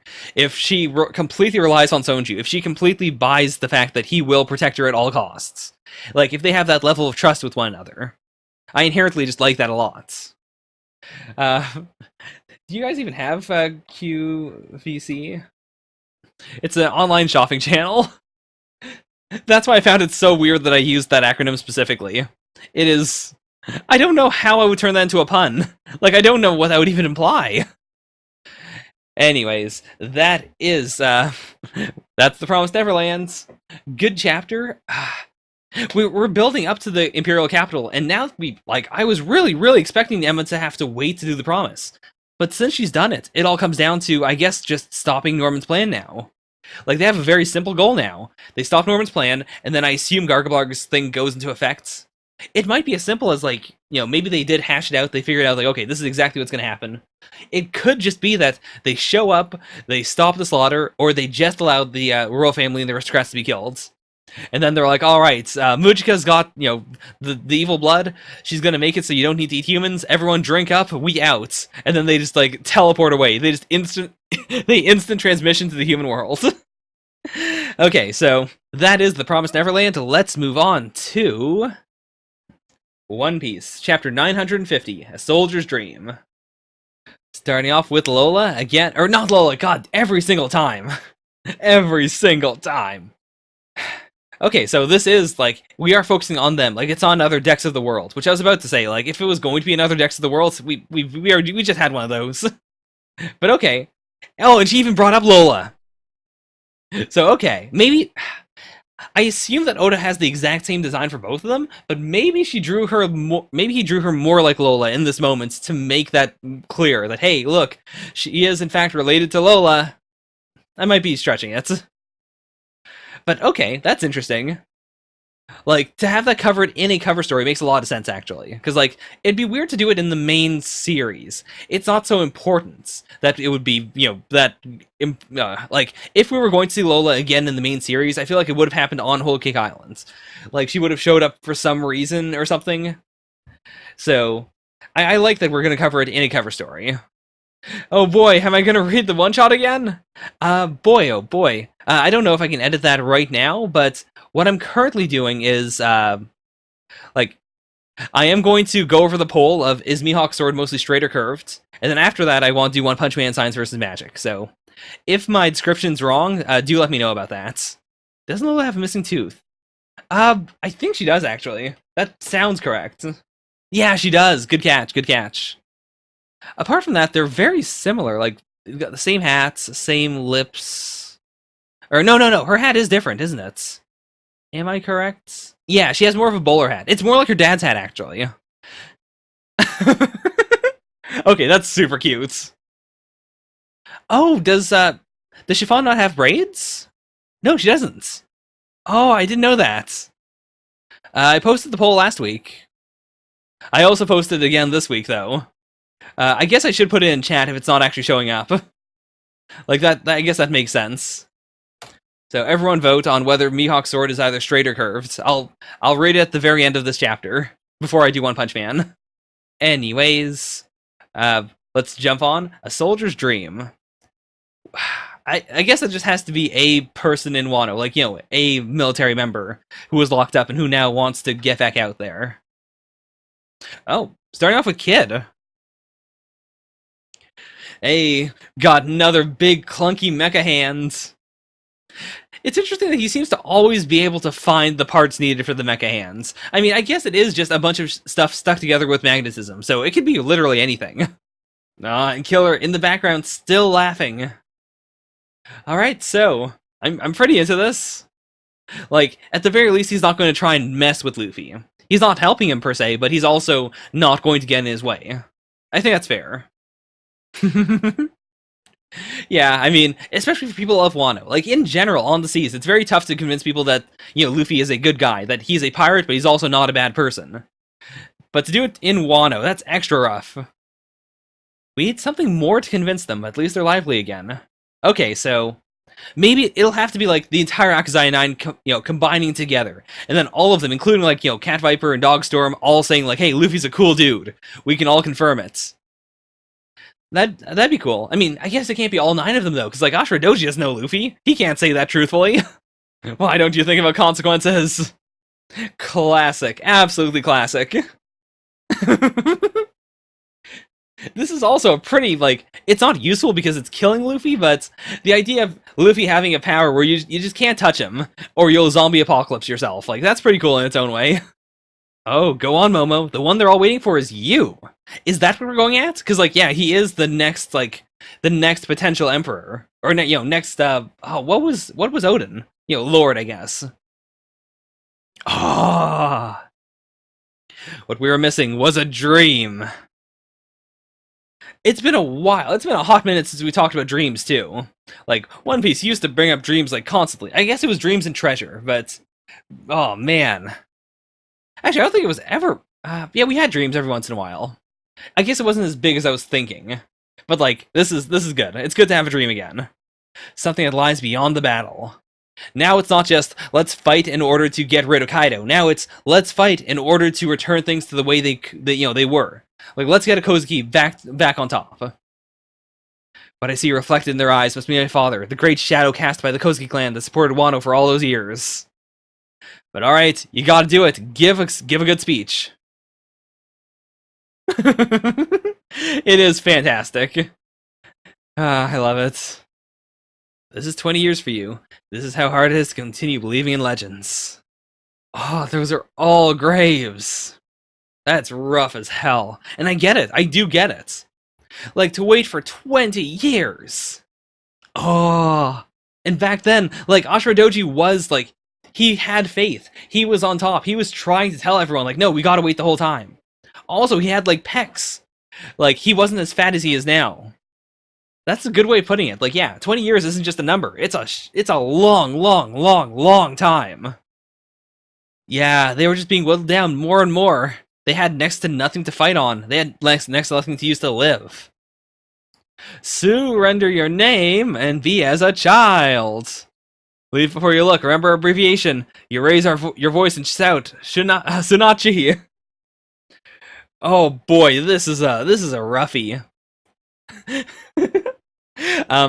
If anyone has read, like, a version that has translator notes, do let me know. Or I guess Caleb Cook probably put up the translation notes for... No, he doesn't. He doesn't translate this. What am I talking about? That would have been Stephen Paul, who I imagine probably brought this up in the One Piece podcast, but man, some of his translation choices they're a bit wild. They seem clever when he explains them, but then you realize, like, oh, why do you need to explain this for me to understand this? That's not the purpose of a translation. I mean, for all the Akazaya 9, I imagine, like, they'll all be in one page of the history books, like, there'll be at the very least, like, a bio page. And in that, they'll just say, like, hey, these people are all sent 20 years into the future, so this is their ages at this time, this is how long they were around, but, like, they didn't age in that time. They'll have to just live with it. A lot of people have just assumed that the time fruit moves in 20-year intervals, but that was never said. That was never, like, a thing. So, why 20 years? I could see that it might just be like, she looked into the future and she saw that, like, Momo would never find, powerful allies until this point. Like, maybe it is contingent on the Straw Hats, and on the Straw Hats having crossed Momo's path. Or even, like, the other supernovas, maybe. Like, Hawkins is here and he's, making it harder for them to fight back. But at the same time, Kid's here, and Kid's going to help destroy, take on some of Kaido's forces. So, I imagine she might have, like, looked into every single year and been like, alright, the earliest we could possibly do this is in 20 years. Oh, and that's a good way of putting it! We might have been the same age once, but now we're 20 years stronger. Like, not even, it's been 20 years, we're now old. We are 20 years stronger. And he's been fighting along with his, his bandit bands. They've been constantly fighting this entire time. They've been following the old ideal, too, of, like, not giving in, not taking anything from Orochi, just constantly, working on the outskirts. So I'm real excited to see how strong they are. Like, they're not going to be Zoro level, obviously, but, like, I don't think they're going to be just, like, random mooks the way that most arcs have, just random citizens that take up weapons and start fighting as well. Like, I imagine that they're all going to be slightly more impressive. Though, I mean, to be fair, like, all the people from Impel down were basically also just random mooks in terms of strength. So, they'll probably end up being random mooks. Never mind. I regret everything I just said. Okay, I get it. This was one of the, yeah. This was one of the assassins. I was looking at this, and I thought the smoke was supposed to be, like, part of the attack. Like, I thought he was being attacked by weird smoke energy or something. I mean, not counting the the Oxide 9. Like, I imagine Ashura Doji is probably like top tier. But I was talking about like just the other bandits in terms of their strength. Like, I thought for a moment like maybe they're going to be real strong because they're all like former samurai. They've all been fighting for 20 years, but I don't know. Actually, it would be cool if they were on par with the gifters, for instance. Because I just remembered, like, Kaido has a ridiculously large crew, so there's a lot of people to fight. So, like, if each of those guys can take out, like, a gifter, if they are equal to someone who uses the Devil Fruits, like, that would even the odds quite a bit. Like, it's still gonna be, a big underdog fight no matter what. I'm going to avenge Toniyasu's death. I mean, I do like that, Zoro has a real bone to pick specifically, because Toniyasu was his sycophant. Like, he was his friend for a little bit. Yep, they've got law. And I mean, it's law. Law's not gonna talk. There's no way. Although, I guess if, his crew's on the line, then he might. I could see that, actually. I could see it being that, he's going to give up all the beans because why not? Like, it'll save his crew, and also he just has faith in Luffy at this point. That'd be kind of cool in its own way. So, overall, alright chapter. Very much what I expect from One Piece. I was just talking about Chainsaw Man, and how I appreciated that, like, every 2 chapters, they just jumped to something different, and yet I was satisfied with all of it. Whereas with One Piece, like, I guess it's just because of the scale of the arc. Like, there's as much text on each of these pages as there was in Chainsaw Man. It's not like there's actually way more text in some of these pages. But like the amount of stuff covered didn't feel as substantial to me. And part of it is also like because we have these big gears that are constantly turning, you need to put in things that you can kind of assume is going to happen. Like you have to have characters addressing other characters in ways where you could just assume they were going to do that, but you have to show it anyways. In Before Queen gets beaten by Sanji, he survives the arc, and then we get a cover art story of him making everyday leg day. Honestly, I could see Sanji beating Queen so hard that he turns into a real Okama. Like, I'm still in the camp of Sanji has a secret extra power-up of, like, the Okama way. Like, something was drilled deep inside of him. Like, once he surpasses his hell memories, he'll end up, like, putting on some, like, bad makeup, and he'll be super powerful. Though, I guess because he has the raid suit, that doesn't really... Like, that'd be too many upgrades for Sanji at that point. So maybe it's not the case. But I want the Sanji Queen fights, especially because they do have that like vague thematic connection. I don't know what else he could possibly do to Queen. Maybe it might just be he kicks Queen so many times that Queen becomes skinny, or he kicks Queen so many times that Queen becomes a guy. Like what do I mean? Like he gets like a ton of hair or something. Like he looks like the opposite of himself. So that was One Piece. It was a One Piece chapter. I'll stick it... Well, I definitely liked the Chainsaw Man chapter more than this one. I would say I liked the Black Clover one more. Can I say that I liked Actage more? I mean, it was a good chapter, but it wasn't an amazing chapter.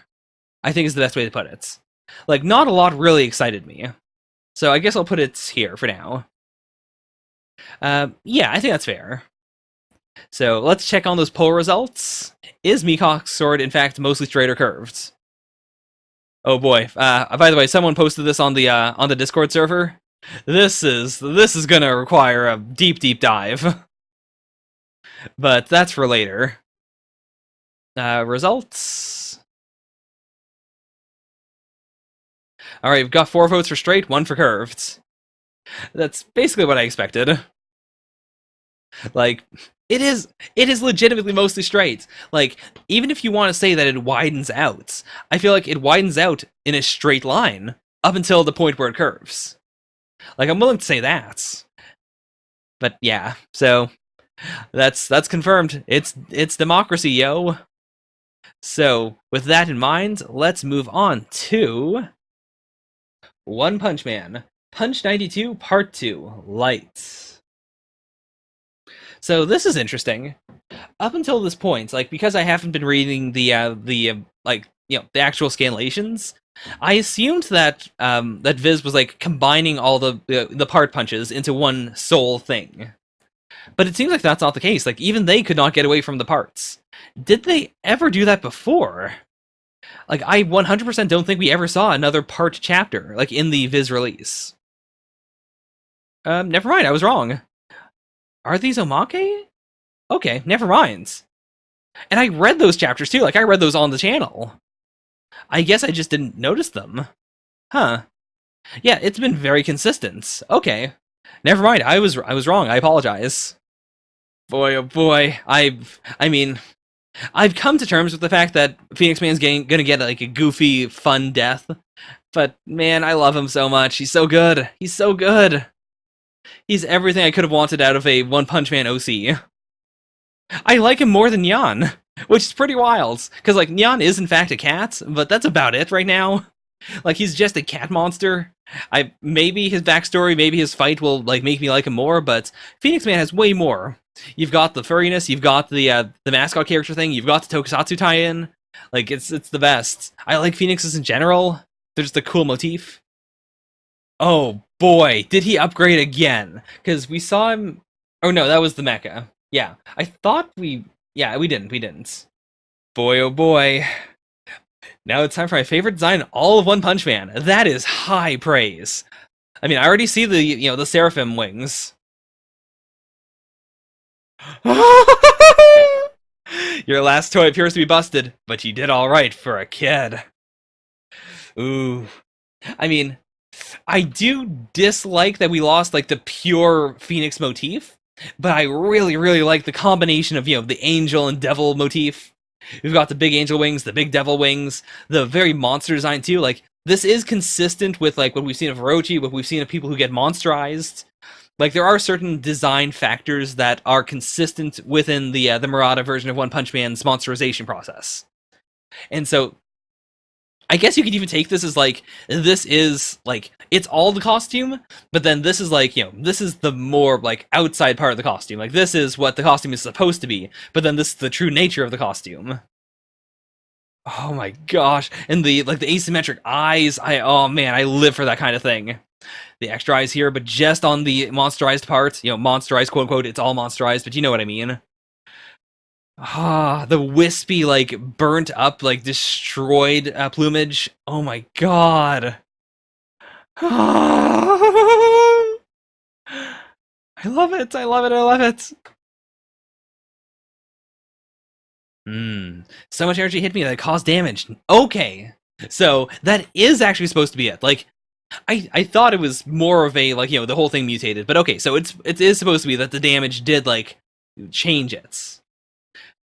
Oh. I could see that. Like, it is a... It's a very Garo design in multiple meanings. Like, it does fit, Garo from One Punch Man itself. But, like, if you've ever seen the live-action tokusatsu series Garo, like, his demon form reminds me a lot of, like, of the horrors in that series. Like, not the, like, Monster of the Week ones, but, like, the generic ones. They have this, like, texture to them that is, like, super distinctive. Not the eye things. The eye things are very not that. But the rest of it feels very horror-esque. And even, like, the bat wings, sort of. Oh, you were talking about the Tokugaro. Yeah. Agreed. Okay. I mean, I'm hoping at the very least he gets a cool death. I mean, even the ninjas got a cool death. So I imagine that's going to be the case. But how is he going to be defeated, really? Oh boy. If I make a hole this big, I'll drag out your innards. So, it's going to self-destruct, right? I believe that's what Child Emperor said was going to happen before. Oh yeah, these guys are still here. They haven't done anything, but they're still here. Oh, this lighting is so cool! Also, like, it's such a distinctive design at this point that if they want to do the like the Devilman Crybaby thing of having like very loose lines and just having like just the textures in play, like that would be okay. I do want to see it in its full glory animated, but if I had to choose between making it move in a cool way and having like a super detailed character design, I'd rather have it like be really cool in action. Though I guess it hasn't really moved that much in this form. Or like when it did move, it like almost transformed, like it became blurrier. So I guess they could just do that and then keep it as a super detailed design when it's, just walking around. It will continue to tickle until its target dies of respiratory distress. When I thought of this device, I was appalled at my own evil. Oh, so using a weakness of the character. Oh, and he's ripping off the outfit, which is a cool like part of his character. That I assumed that he just like fused with the suit, but he didn't. The suit is still a suit. Like he is fundamentally still a suit actor. That's really interesting. Like that adds more to like the lore of the series. Because that also means like potentially you could be a monster with a weapon, and the weapon is like the thing that makes you strong. Like it is what makes you a monster. If you were to lose that weapon, you would then no longer like have any powers whatsoever. God damn. Now, honestly, I think this does fit him really well. I was just saying I wanted him to have a cool death, but like I think this works really thematically, and it does fit Child Emperor a lot. Like to just kick a man while he's down, and it's like it's this kid beating up a suit actor. It's perfect. Oh, and that smash cuts. Like I think the implication there is like yeah, he's carving it off, and you could interpret this as being blood. It's not, obviously, like it is just water, but like metaphorically speaking, it's as if he's bleeding everywhere. Why are they still around? I don't understand why they were revived, because there's still so many other monsters that need their own focus fights. Like, how are they going to help? I guess maybe they're going to just be fodder. Like, they'll be killed immediately by some other monster. That'd be cool. Oh, also, this means that we're out of Saitama-less Hell. I was told that, there is a stretch of chapters called Saitama-less Hell, and it didn't seem that far, but to be fair, I also read these chapters, like, once every 2 weeks. Whereas, like, Murata just puts out chapters whenever he feels like it. Or like not whenever he feels like it, but he has no defined schedule. So I could see how it could have taken a lot longer to get these chapters out. I guess they didn't even get beaten casually by Saitama. They just also skedaddled. I mean, I feel like Donkan Bird's done for now, like it's out of the series, but theoretically, if it was the outfit that had the power, maybe it could reassemble itself. Were you the only prisoner here? I know what he's gonna say. Yeah, I think so. Oof, what a piece of garbage. Truly the worst human being. God. Absolute oof. Oh yeah, that is a callback, isn't it? Like, you called him a flasher as well. Yeah, what a shithead. So, overall, good chapter? Not my favorite. Like, to be perfectly honest, I would have definitely ranked this a lot higher if we had a cooler finisher, but at the same time, I do like this for what it is. Like, I appreciate that they did manage to balance Donkan Bird's, like, coolness with his goofiness. That is something I think is very underappreciated with One Punch Man. A lot of people focus on, the cool, the cool action, the cool animation, the cool arts.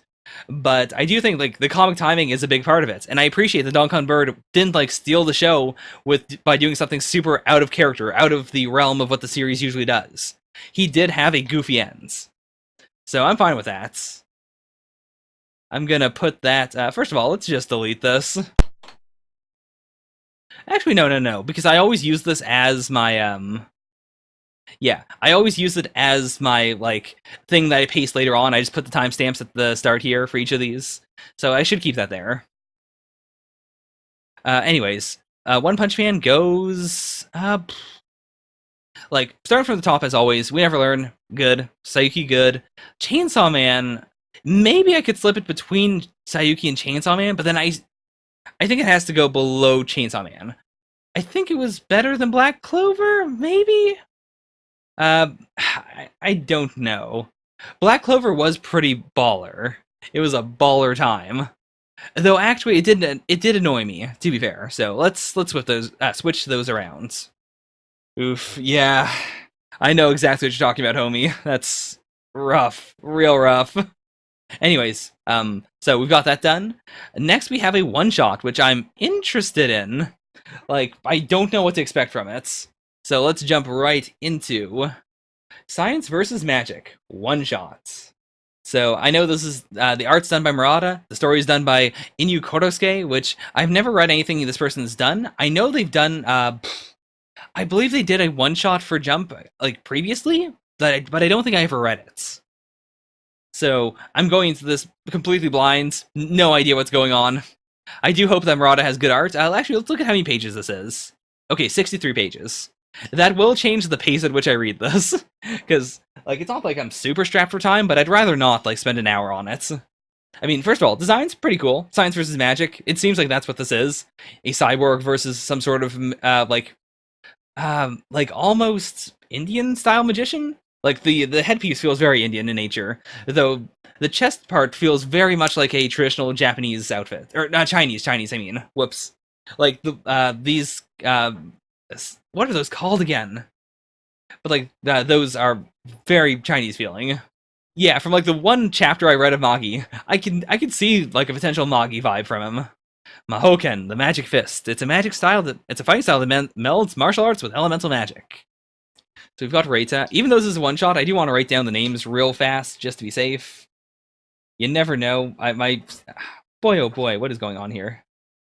So, I mean, this is clearly magic versus magic. So, is it going to be a situation where like there are two different like worlds that each have their own fights, and then this is like a combo fight for some reason?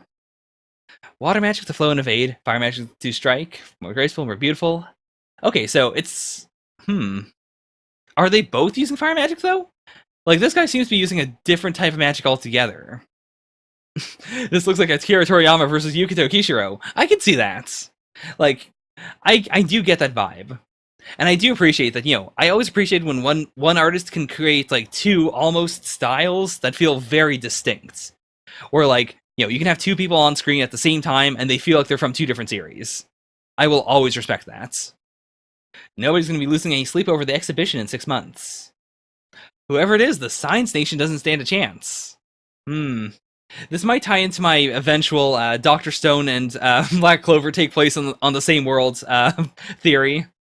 Which is not a joke I just came up with. That is an actual theory I have. It focuses mostly around the fact that we've only seen one country in Black Clover as of right now. We've had hints of another. You know, we've seen a little of another, I guess. But it's mostly been one country. And we do know that a character came from somewhere that is implied to either be, you know, this world's Japan, or it might just be straight up Japan.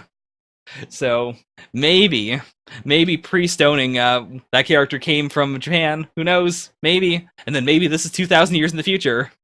Cyber Fights. A mixed martial arts battle in which the contestants are all cybernetically enhanced brawlers. I mean, that's kind of vaguely what, like, Jump Force kind of does that. Which I've read, like, basically Jump Force sets it up as there are different universes called Jump. Like, Jump refers to, like, all these different connected, vaguely universes. They're not all one thing, but they do have a connection in the sense that you can jump from one to the next. And so, like, they're trying to do sort of a Kingdom Hearts with that. It's not the best. The lore is a bit rough, but I like the concept. I kind of hope they do more with it. I played some of the Jump Ultimate Stars games, like the ones that were on the DS, and those were also pretty fun, but they didn't have a whole lot of lore either, so we'll see. I would hold out my hopes, honestly. I do think we could get a, like, legit Jump extended universe at some point. It'd be kind of a cluster, but who knows. More precise, more dynamic. That is the essence of cyber fights. So, you know, it's the big, flowy, flashy moves versus the very precise, like, realistic fights. Did they say his name? Oh, they said it right there. Onigoro. Okay. Their magic stuff is pretty amazing, but at the end of the day, it's still human power wielded by a normal human. Me, I fight with superhuman power. Okay, I'm down with this. Like, of the two nations, I inherently want to vote for, you know, the Science Nation. Just because, like, Magic inherently, like, unless it has a lot of rules to it, Magic always feels like cheating to me if you're fighting someone who doesn't have magic. But then again, like, I suppose the entire point of this is that we're going to understand what both sides can do before the fights. And then at that point, it all comes down to like, are they good fighters? Like, they're not going to have a whole lot of crazy tricks up their sleeves, I assume. Or, I mean, they'll probably each have like one crazy trick, but it's a one shot, so they can't have too many. We can't have this be like a Bleach fights, where every single chapter is a different twist. Okay, cool. Once every 3 years, they hold an international mixed martial arts competition. Yeah, in some ways, magic is super advanced science. Like, there is the whole thing of, any technology, sufficiently advanced technology is indistinguishable from magic. Like, I can completely buy that. You could have a cyborg who could just do things indistinguishable from Mihawk. It just depends on, like, how advanced the cyborg is. Plus, like, because this is a fighting series, I assume he's not going to have something like, the power to transmute Onigoro into, like, a frog or something. Like, it seems like it's going to mostly just be magic as a form of, like, enhancing his normal human movements. In the same way that, like, I don't expect Onigoro to have a gun. I expect it'll just be, cybernetics used to enhance what he can already do as a human being. Okay, so we're establishing as well, like, he's not just a prodigy, it's all training. Which, in its own way, I could see that being a counter to Onigoro's thing of, what I have is human power.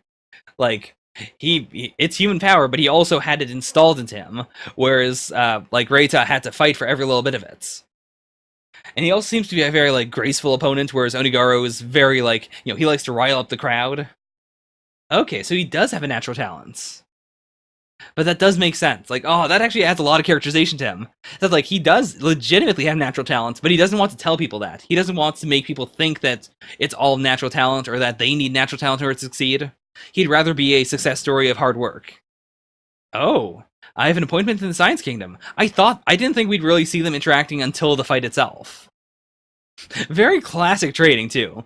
Like, very much your typical, like, old school shonen fighting training.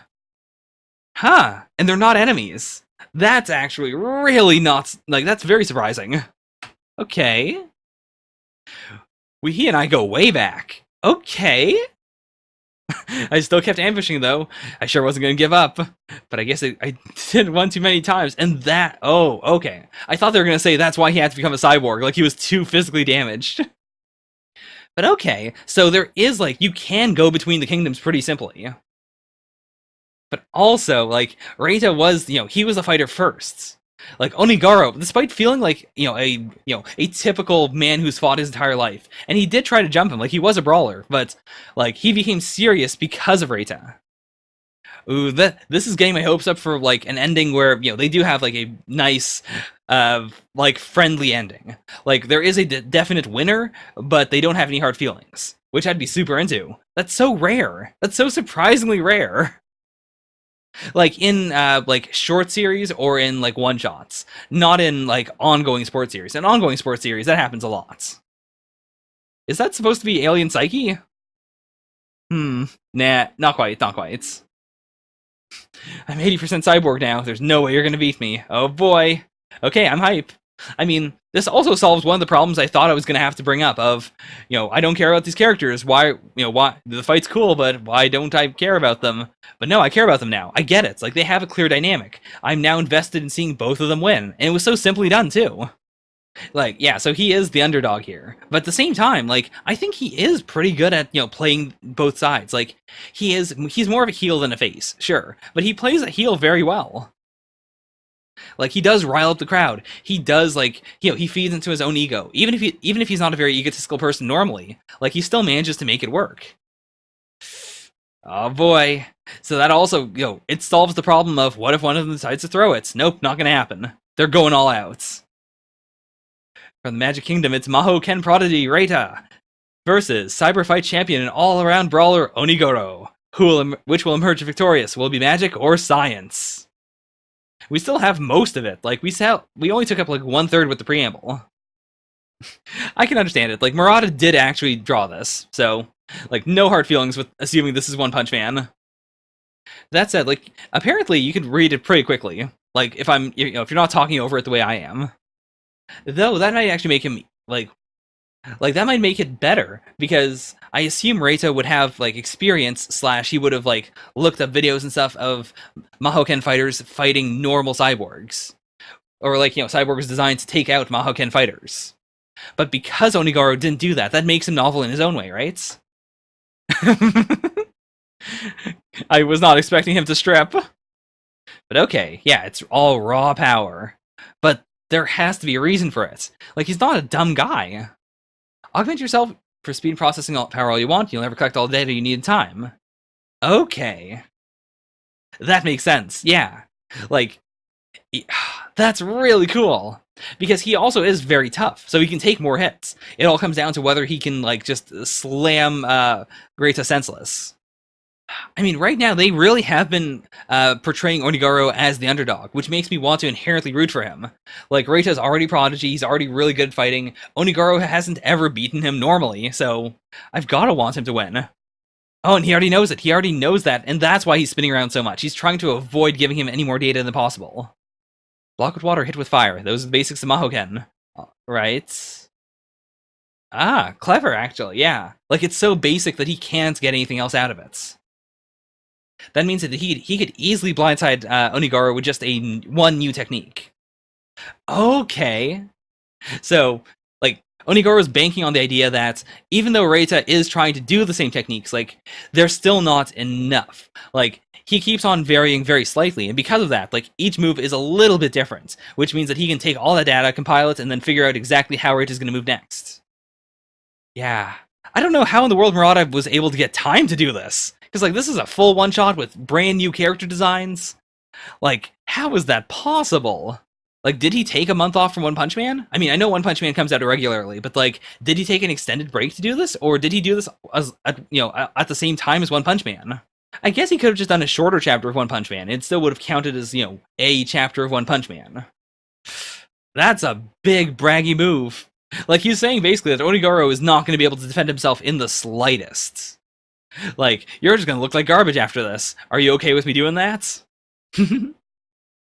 But that makes it so much more, like, exciting to think that Onigoro did this specifically because he wanted to fight Reita again in the ring. Like, the point of the whole status thing was just, like, he wants it, sure. But he also did it all just to get here. It's not like he's gonna go broke. It's not like he's gonna become a hobo after this. This is such a pure fight. I've read very few series that have done this, like, apart from moments where it's like, oh, the main character and his best friend are fighting, and it's not a real fight, but it is a real fight. This is exactly what I could have possibly wanted from this. I didn't go into this wanting anything in particular, but this is everything I could have asked for. And again, he practiced this technique specifically so he could use it against Onigoro. Dude. I like the idea that Murata's everyday drawing process is like the time Don Kuroto died 68 times. I mean, I could imagine that. I feel like that's most mangaka, though. It's just, they get near the edge and then they quickly stop. It's interesting that he also went for pure physical power instead of trying to beef up his defenses or anything. Like, both of them had the exact same idea of the other person is too strong / too hard to hit, so I've got to go for max power. Oh, yeah, it also, like, reduces his ability to collect data. God damn. Oh, and that also explains this! Like, specifically the training in flames, and the training in water. Yeah, he is physically only human. It doesn't seem like his magic can actually, like, affect his body. Like, he can't heal himself or anything. He can only augment what his body naturally does. But it is ultimately just his natural body doing stuff. It's... I do have a great fondness for series that do that kind of thing. Like JoJo's, for instance. Where there are very, very, very rare cases of a character in JoJo's that is, like, more superhuman than others. But for the most part, it's like everyone is casually superhuman, like they can all bleed a lot, but apart from that, they're all basically the same. They're all just human beings. All their powers come from something else, and that other thing is very powerful, but it doesn't automatically mean that because they have that strong other thing, it doesn't mean that they can take, more hits than anyone else. I think that's a really neat dynamic. I believe that's called the glass cannon dynamic. It's a neat idea. Except I wouldn't even call these guys glass cannons, because, like, clearly they can take punishments. Yeah, I mean, he said it before, the power of the fans is what cheers him on. Like, it's what gives him power. But he's one arm down. Okay. Okay, this isn't a brawl, it's a sanctioned match. We stand not on a dimly lit street, but in a giant stadium. Yeah, I think he is talking about the crowd. The cheers and support and encouragement from this crowd give me all the strength I will ever need. Plus, the one person back there saying, "Don't push yourself so hard, you hurt yourself," though. Like, what a, like, rational fan. That's good. That's a good message to put in. I don't know where this ran. I assume not Jump, but, like, whatever magazine it is. This does seem like a shonen one-shot. And I do appreciate that whenever a shonen series just throws in something like that. That does show their contrast pretty well. Like, Onigoro has been doing this all for himself, but I think that's noble in its own way. Like, he hasn't pushed he hasn't pushed anyone else into this. He hasn't, like, made a nuisance of himself for anyone, and people do enjoy him. It's just he himself doesn't really get anything from them. Oh boy, he's going one-winged angel. When you do that attack rush of yours, you leave yourself open for just one instance. Oh, so Onigoro is going for like a all or nothing counterattack, and then, or like, you know, attack, and then Reita is going for the counter, using that power, like flipping him over, I assume. Focus my fire into one point, then take all of Onigoro's might and momentum and add it to my own, no matter how tough he is. He won't be able to withstand this. Ah, it's like a flaming spin kick. Oh my god. And right on his head too, which is like, as far as I can tell, it's completely unmodified. Like, the easy option would have been, like, letting Onigoro win. Like, from a meta perspective. Like, from a writing perspective. So it is, like, I do appreciate this. That they both had an equal chance of winning, and in the end, it was, you know, the pro who ended up winning. It was rough, but he still managed to pull it out. The entire crowd is still cheering him on as well. It doesn't seem to me like you've lost any of your popularity. Oh my god. I will see you in 3 years here once again on this stage. That is... what a good one-shot. Hot damn. It's everything I wanted. It got me into the characters, it got me into the world in general, it gave me just enough, like, it didn't make me want a full series, but it gave me enough to make me care about this for what it was. Does he? Does he look like a Terminator? Wait a minute. You might be correct. I guess that head is modified. I don't know what I thought that was. That is an entire half of his head that is a cyborg head. I would be down for, like, if they want to revisit this in 3 years. That'd be cool in its own way. Like, I've seen, like, hentai doujins do that. Not, like, I can't think of a normal series that has done that. Like, you know, one that has just been a series of one-shots that come out every once in a while. But I've seen doujins do that, and that is, like, there is this powerful sentimentality to it, of, like, this amount of time passed in the real world, and it also passed for these characters. Like, they've spent 3 years living with each other, or whatnot. And so I could see that, like, really paying off here. But, oh man, okay, so overall, really good. I really enjoyed it. I also, in general, don't really like fighting series that much. It just comes down to the fighting series I've read, I guess. Like, I find it difficult to get invested into a lot of them, especially ones where it's, like, more natural fighting. Where it's more, like, you know, hand-to-hand combat without any special gimmicks. Because I find it hard to understand, like, how much damage a person can take before they're done. Because, like, even in the real world, I find that difficult, because people people vary quite a bit. Like, I mean, that's the whole reason why MMA is exciting. It's because human beings aren't instantly predictable. But, like, on top of that, you have the, like, the manga aspect, or the, like, comic aspects, the fictional aspects, which changes the way that they fight, you know, in order to, convey the narrative. So, like, having superpowers definitely helps with making me invested. Having, you know, a very simple thing, having it just, you know, just be 2 characters for the most part, with, you know, a couple people on the sidelines, definitely good. It was just one thing. Really appreciate that. Man, that was tailor-made to make me excited for a fighting series.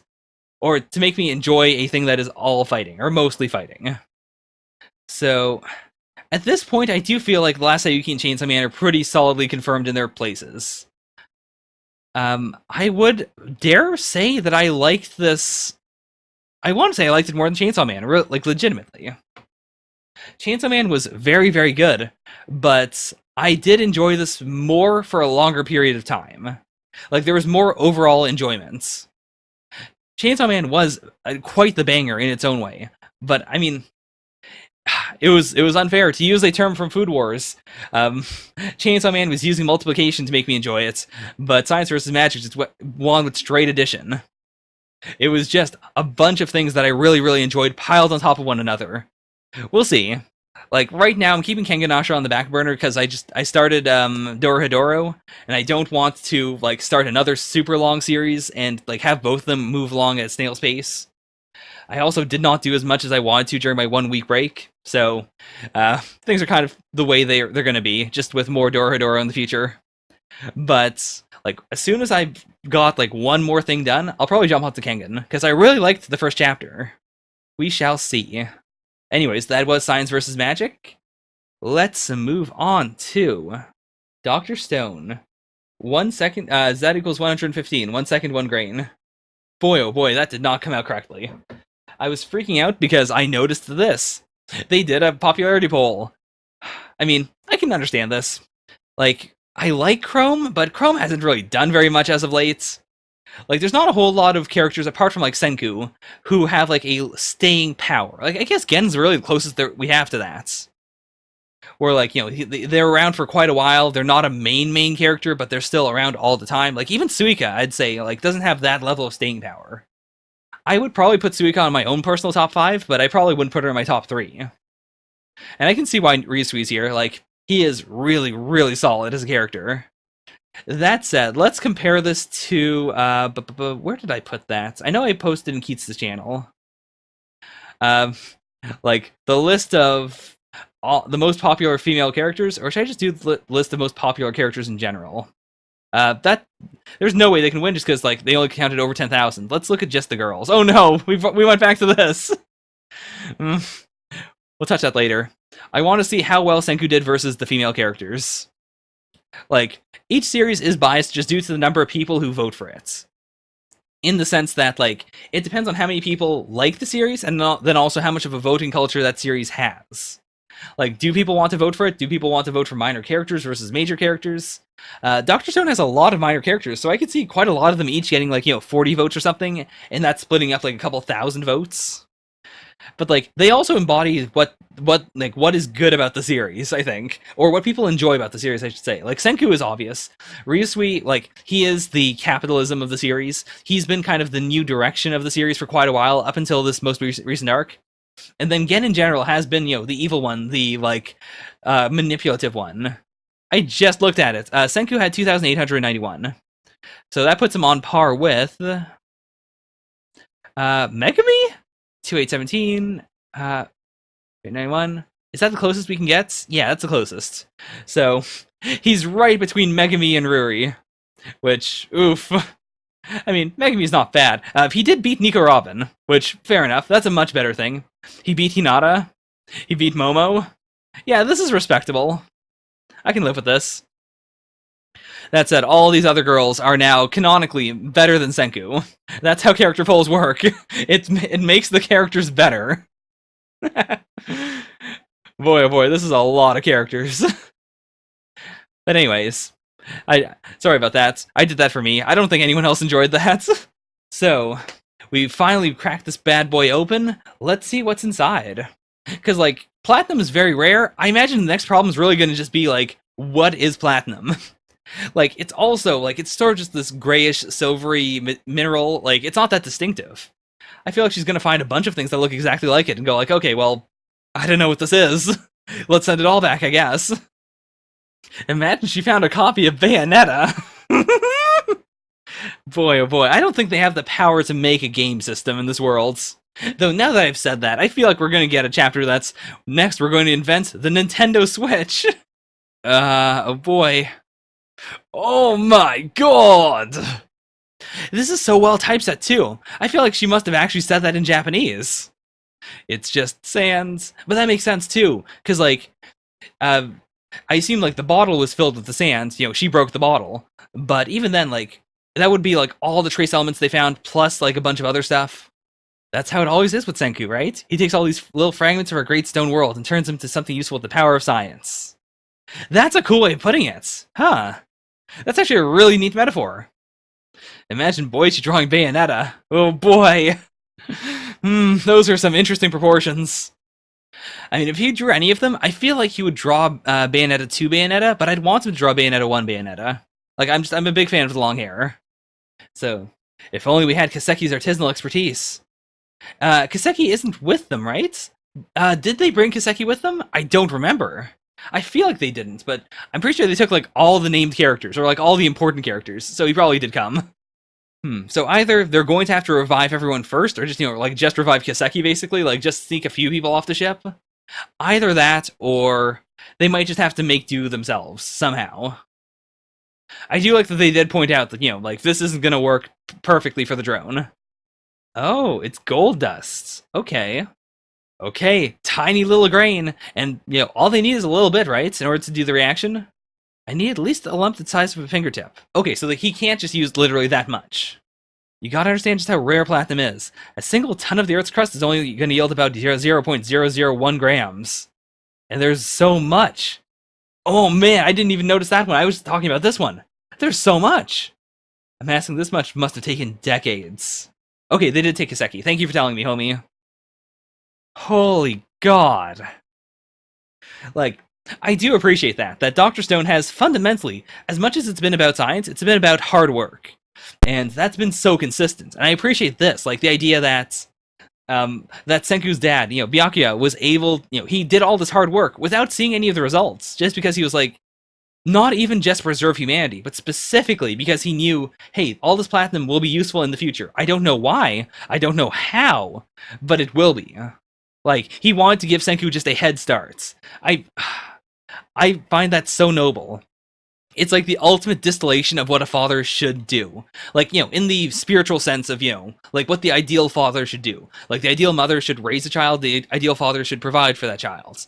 And even here, even in the Stone World, where he had no idea what could possibly happen in the future, he still chose to try and provide for Senku. Specifically Senku. Like, the recording confirms that. Not actually his dad. Though again, as I said last time, like, I think that honestly makes it even more noble if it's not really his dad. Like, I know that is a retcon, but still. Like, I'm willing to take it as a really cool thing, to think that he cares that much about Senku, even though they aren't blood related. He just cares about him, in a pure sense, in a, this is the child I am raising as a single father sense. Oh, I've never heard of that. But that does make a lot of sense.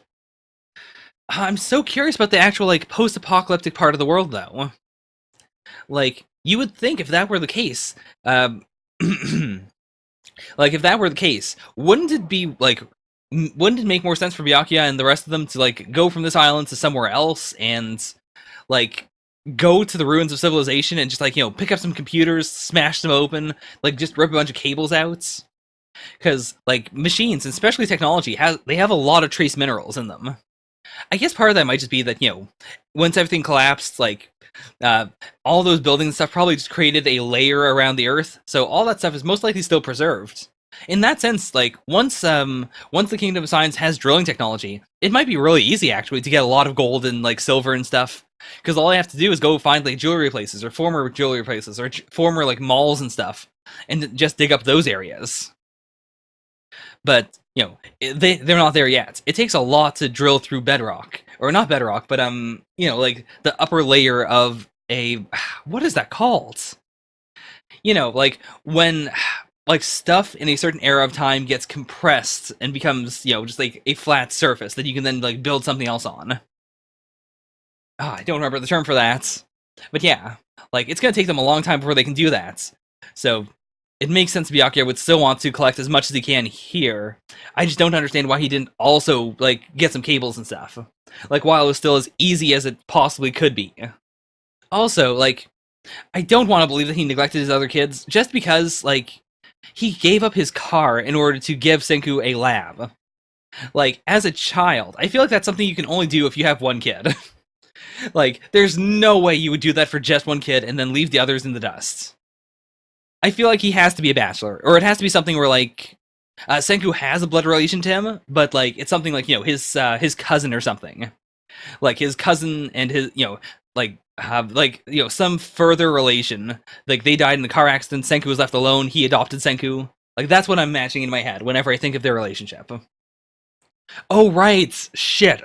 You just, I didn't make that connection. Yeah, you're right.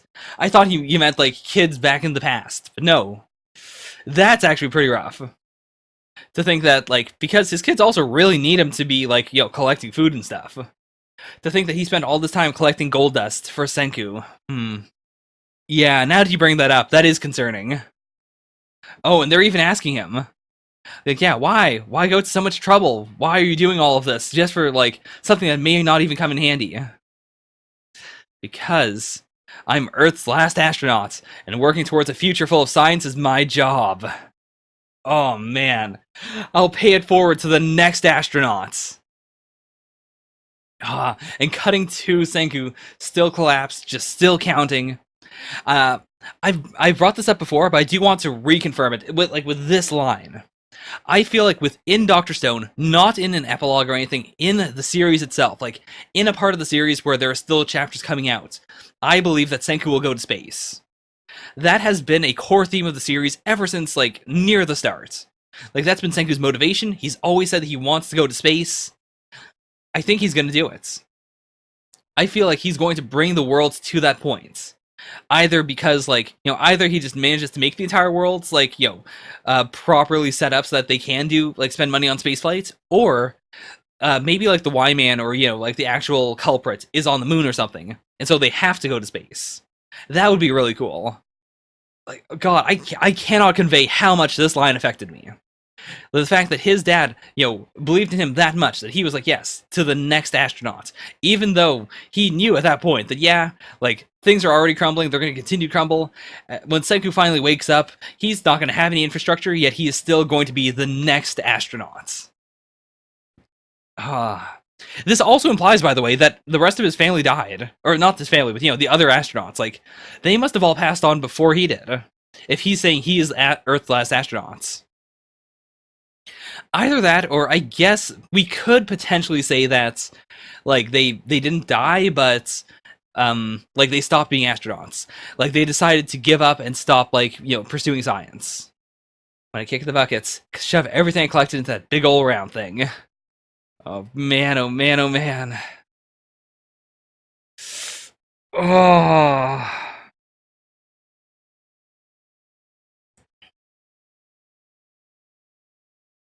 Yeah, like, that's the thing. I'm not saying that I want it to be, like, he jumps into space. I mean, like, I want them, like, even if it takes years, like, it took a straight year for them to build the ship.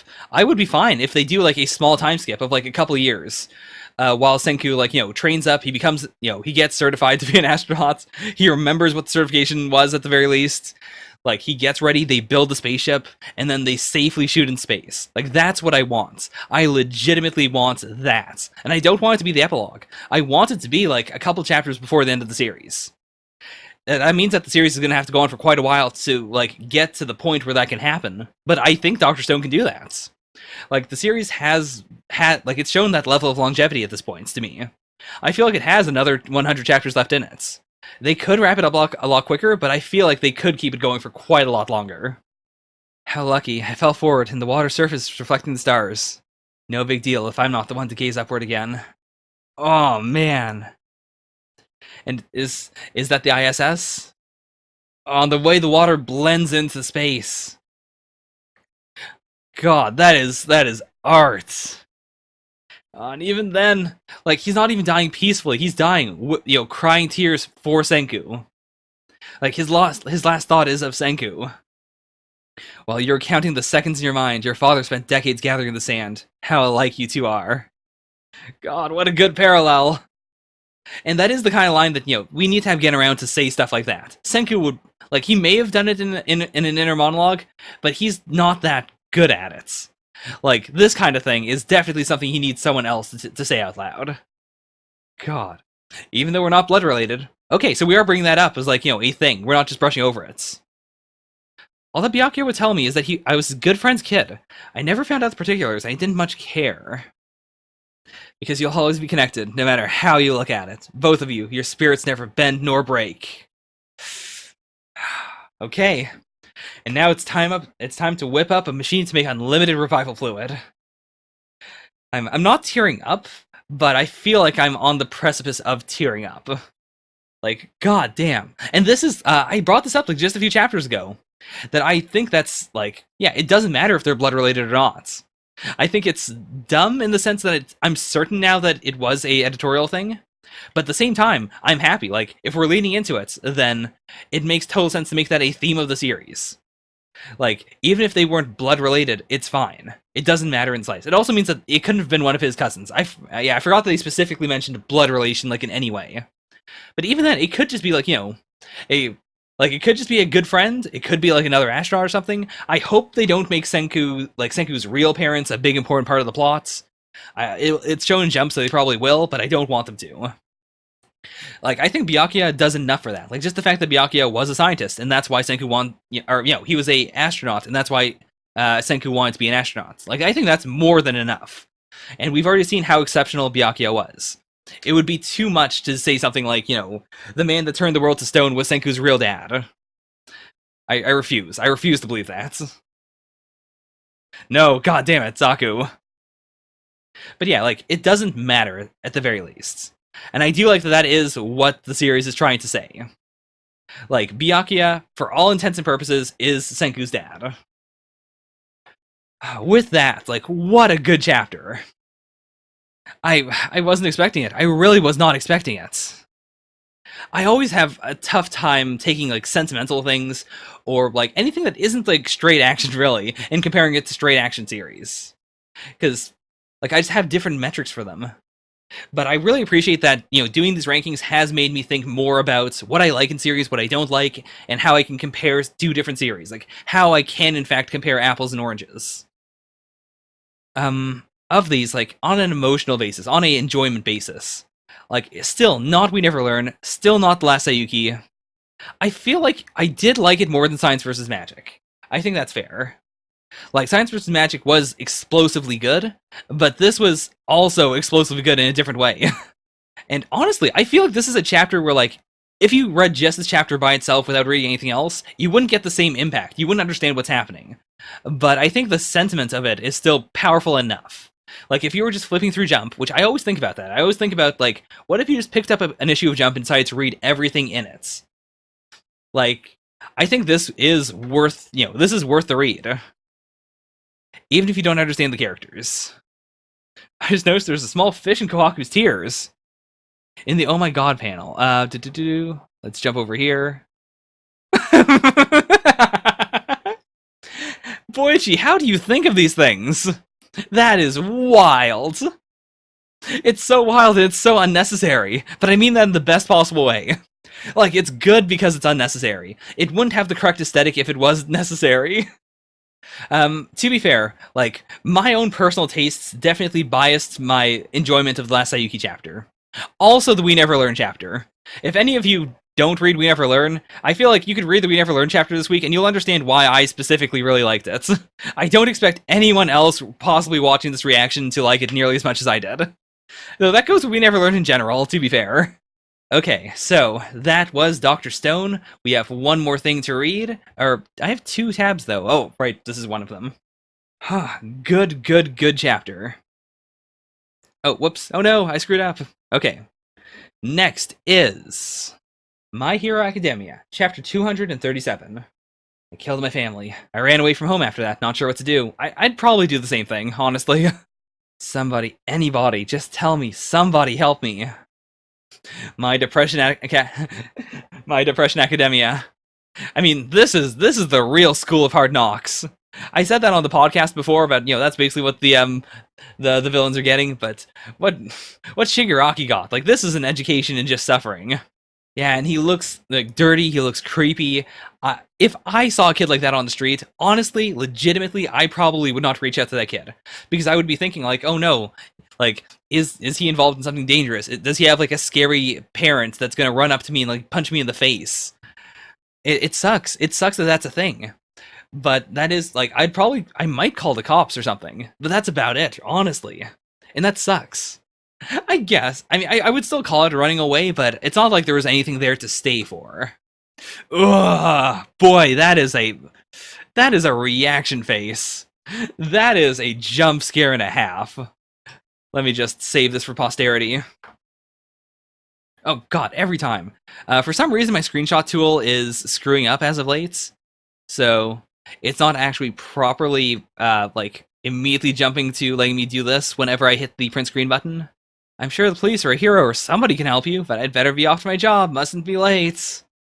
Yeah, I am not a real hero. I do identify with this old lady. There's about to be more trouble on average in densely populated areas. Right. Even so, in a society overflowing with heroes, I thought maybe the reason no one helped me was because I was being punished for killing my family. I can accept. Yeah. If only I thought the itch was gone. If only back then anyone had reached out to help. And I mean, that's it. Someone will reach out. We know that for a fact. But the person who reaches out, the one person who gives a damn about him, is not a good person. Then maybe the itch would have gone away for good. Okay. Huh. So I guess the area we saw before, like, he either set up a hobo camp or, like, he found an abandoned house or something. Or, an abandoned hobo base. And that's where All For One found him. I wonder how All For One found him, though.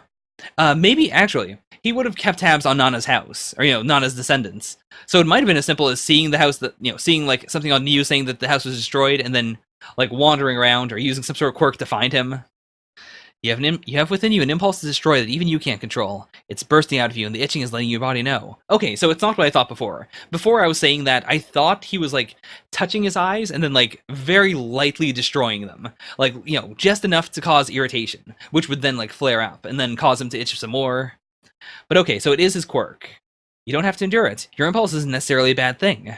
So even here, like, All For One's training was, hey, go out there and fight some, like, gangsters. Conscience, morals, ethics, all mere fabrications invented by others. People who wanted the world to run smoothly as they saw fit. Don't let those fabrications restrain you. Don't cower in fear. Because what lies within you is more important than anything. Now, Tenko, what do you want to do? Also, I guess, maybe he used a quirk that where, like, you take, like, a hair from someone and use that to find them? Because I guess he must have stopped by Shigaraki's house in order to pick up the hands. Assuming that those are, in fact, the real hands. Oh, true. He could have killed the hobos. Those two guys hurt me back there. I want to kill them. Okay. I misinterpreted I misinterpreted this. I thought because we didn't see any, like, black bars, I thought that, like, he picked up Shigaraki and then, like, sent him out to get beaten up by these guys. Or actually, maybe he's just, like, he gave Shigaraki room, gave him some free space to do what he wanted, and then Shigaraki went on his own outside, and also, I keep on calling him Shigaraki when I should be calling him Tenko right now. But, like, maybe that did happen, but it's just, like, All For One didn't step in, because why would he? He's not his bodyguard. It's like this bad feeling is filling me up, and I can't stop it. I can't hold it back. Destroying a hand. Hey, Zaku, look, it's a hand being destroyed. This is kind of bad, though. Like, it's bad because, come on, All For One went out there, he found your family's hands, he preserved them, he put some nice little sticky boys on the ends for some reason, then you just went and destroyed one of them, you ungrateful brats. I always want you to keep them close to you, so those feelings never fade. We did get this line before. God, they're so big! They're so big! And none of the, again, like, now that we're seeing this size, like, none of these look small enough to be his sister's hands. Like, I guess maybe these, actually. Like, he does have small hands, now that I think of it. Or, like, Shigaraki has normal-sized hands now. Like, if you compare this hand to this hand, or this hand to this hand, like, I could see it, I guess. Like, the grandparents would have small hands. The biggest hands would be his dad's. And he did, erase one of them, which leaves just the one he keeps over his face, which is bigger than the others. Okay, with his memories locked away, it's only his unstable emotions that float to the surface. Oh! Okay. So it wasn't just the root of all evil. It wasn't just, I'm gonna make you never heal from this ever again. You're gonna suffer forever. It was specifically, like, he did that because he figured that it would actually keep Shigaraki in check. And, like, now the hands are being destroyed, but also Shigaraki's, like, awakening. He understands himself a bit better. Now he won't need them anymore. He will be the symbol of fear who lusts for destruction. And we've just witnessed his first major step down that path. Okay, so we are getting, like, okay, cool. So, mom's the back. Grandpa's the, here. Then those. Okay. So, top ones, then the bottom ones are his sister. I mean, his family's all finally touching him. They're all finally, giving him some solace.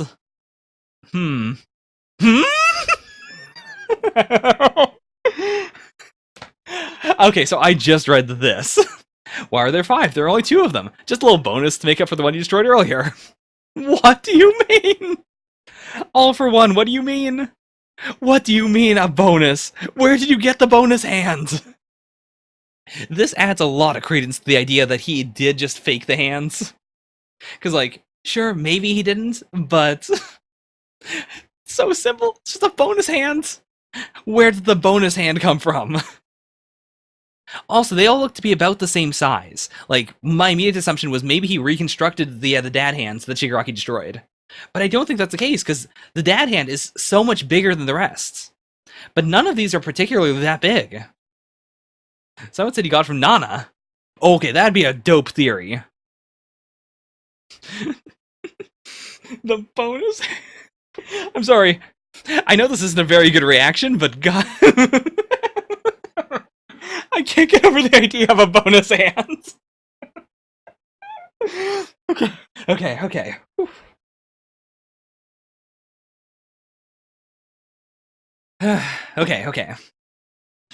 Well, turn around and show me your new self.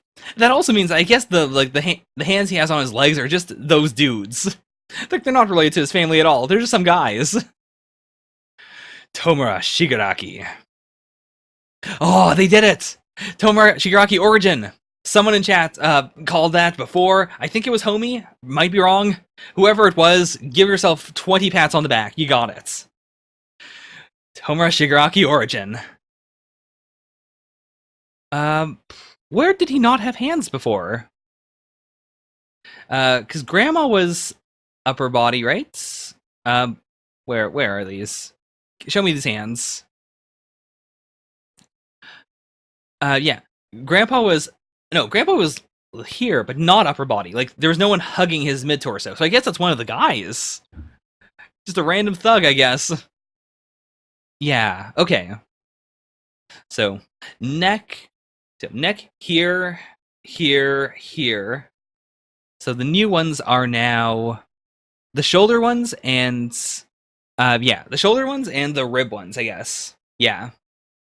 That's a strange placement, just in general. Like, first of all, they're so big on him. He looks so childlike now.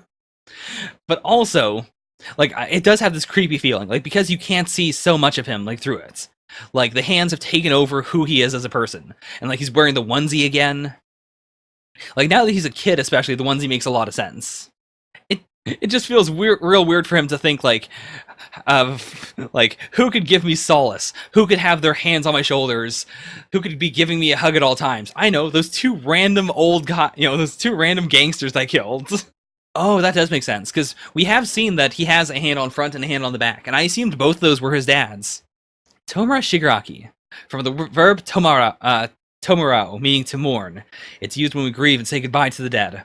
Tenko Shimura is no more. You're reborn now as one who beckons active mourning into this world of ours. What about Shigaraki? That's my last name! Oh my god! So first of all, we know All For One's last name now. His last name is Shigaraki, and it also cements that he adopted Tomura. Like, Tomura is now his... Oh my god! This is also, like, this means I now have to call him Tomura now. Like, for my own mental well-being. I don't think I'll be able to call him Shigaraki anymore.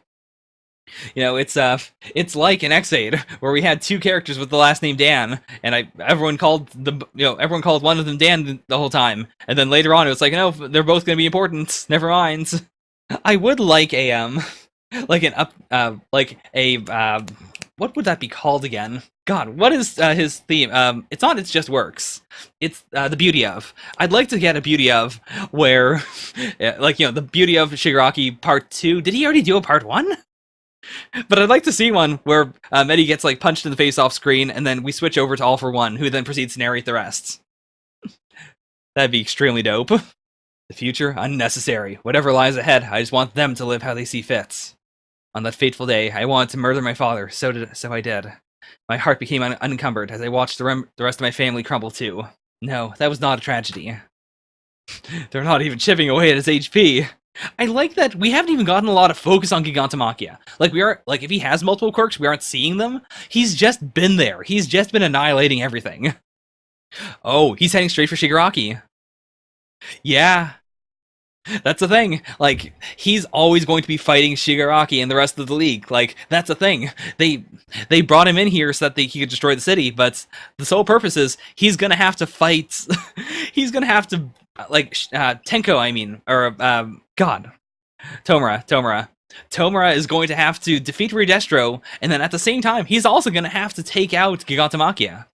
And I feel like at this point, either he's going to make Gigantomachia bow to him, or he's going to actually kill him. Like, actually completely disintegrate him. Or I could see something where, like, if Gigantomachia has regeneration, it might be as simple as, like, blowing a massive hole in him, and then saying, hey, if you live, then you're gonna follow me. These sorts of things, too, are all unnecessary. The hands are all gone. Oh my god, I just realized. Just like in Evangelion, we thought the hands were giving him power, but those were his restraints. Now all the hands are gone. Now Shigaraki's unstoppable. He lost one of his own hands too. One-handed Shigaraki is arguably the most powerful form of Shigaraki. I guess zero-hand Shigaraki would be the most powerful. Zero-hand would have the power to just disintegrate things from behind. Oh yeah, the bonus hand. Oh, I didn't notice the fingers there. Huh, I really like the idea of it being, of it being Grandma. Like, if it is Nana, that'd be really cool. But at the same time, I kind of want, like, this has been the Meta Liberation Army storyline. I would really like it if, as a result of this, Shigaraki gets liberated. Like, in the same way that fighting the Hasakai taught Shigaraki how to, like, be more of a, like, actual mafia boss almost. Like, he became more, like, professional in a way. Like, he's ultimately still just, like, a hobo living out in a, like, like, just living with a bunch of other guys, but, like, he had this very Yakuza feel at the end of that arc. And I'd like it if at the end of this arc, he is just metaphorically liberated. That would be super cool. Oh, he'd use the bonus hand to replace his own. That would be so cool. I would be very into that. Like, imagine how freaked out All For One would be, or, All Might would be, if, like, if he's fighting Shigaraki, or if Shigaraki is punching Deku in the face using Nana's fist. Like, oh my god, I remember that fist! I remember that punch! It's Nana! Oh. Also, like, that was a bonus hand. Like, it was a gift. It was something given to him by his adoptive father. So in that way, I could see him also, like, accepting it as, like, there's no negativity to it. It was a gift. It's purely a thing, like, given to him as, yeah, I like that interpretation a lot now. I really like it. What if from now on his quirk is so strong that he disintegrates his hands all the time, so he has to constantly replace his hands after each fight? I do like the idea of zero-hand Shigaraki. That is such a cool concept. Although, like, we've seen he can also disintegrate with his feet, as far as we know. The crackpot theory of he can reassemble things with his feet is not confirmed just yet. Oh my god, Pills Are Here 1. That is devilish. That feels like something All For One would do, too. Like, oh my gosh.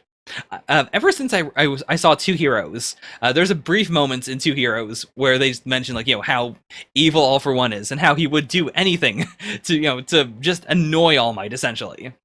Like, using Nana's corpse as a way and there is one very, very female Nomu.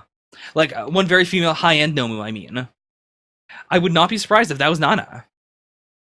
Because also, like, even though All For One moves between hosts, like, we don't understand how quirks work fully. It's possible that, maybe there are some vestiges left. Oh, there absolutely would be vestiges, right? Like, in the same way that All Might had, the last embers of All For One still within him. I keep on saying All For One, I mean One For All. Sorry, I know that's annoying. But in the same way, like, what if he took Nana's corpse and, like, the embers within, and then tried to integrate that into a Nomu? Or if he took those embers and tried to push them into a plus alpha organ, a plus alpha factor? I could completely see that. Because also, like, I imagine that could be so dangerous that All For One himself would not have done that. Also, if we assume that All For One is his name, does that mean that his full name now is All For One Shigaraki? That's so stupid. Why did I say that out loud? Yeah. That's true. Like, at the very least, assuming Nana had a quirk of her own. Yeah. At the very least, it would have hers. In addition to maybe the embers. Yeah. Jeez. Okay, so overall, fantastic chapter. This does seem like, it is the end of the, the Tenko/Tomura trilogy flashback. And what a trilogy it was. This was probably one of the best flashbacks in the entire series. Like, there's very little, like, holding me back from saying that it's the best, apart from just me not remembering some of them. Like, off the top of my head, I think it is absolutely the best. There's nothing I can think of that stands up to it. Like in terms of depth, in terms of characterization, in terms of showing us stuff we've wanted to see for the longest time, in terms of showing us stuff we didn't even know we wanted to see. How many people wanted to know All for One's last name? I didn't. I don't like. I wouldn't have cared at all about his name in general because, like, who cares? But to know that it, like, that's they found a way to make it extremely important, extremely impactful. That also means, by the way, that the first user of All for One, or One for All, the first user of One for All was also a Shigaraki. And yeah, I do agree. Like, we do usually get a chill arc. We also need to go back to the kids, and it'd be very harsh. Like, I feel like it's going to be an arc where, like, they're watching this on the news or something. Like, we get the fallout of this arc in combination with, like, some other freakouts with the, maybe with the pro heroes, maybe not. Probably not. I think it might just be another, like, school thing. Like, you know, to contrast My Villain Academia with some more My Hero Academia. We'll focus on the academia. And then from there, I think we'll go to Dobby. We'll go to, you know, whatever's going on with Best Jeanist and Hawks. But honestly, like, because of the way they've been spreading it out, I could see the Best Jeanist Hawks thing being the chill arc in its own way. Like, you know, maybe Dobby is, like, hurt enough at the end of this arc that he can't do anything. So, like, Hawks is like, what's happening? I guess we've lost our guy, or, you know, he was at this city, therefore, you know, this infiltration thing's on hold. We have to do something else for a bit. I could see that. Ooh, I'd be into a Christmas arc too. Oh man.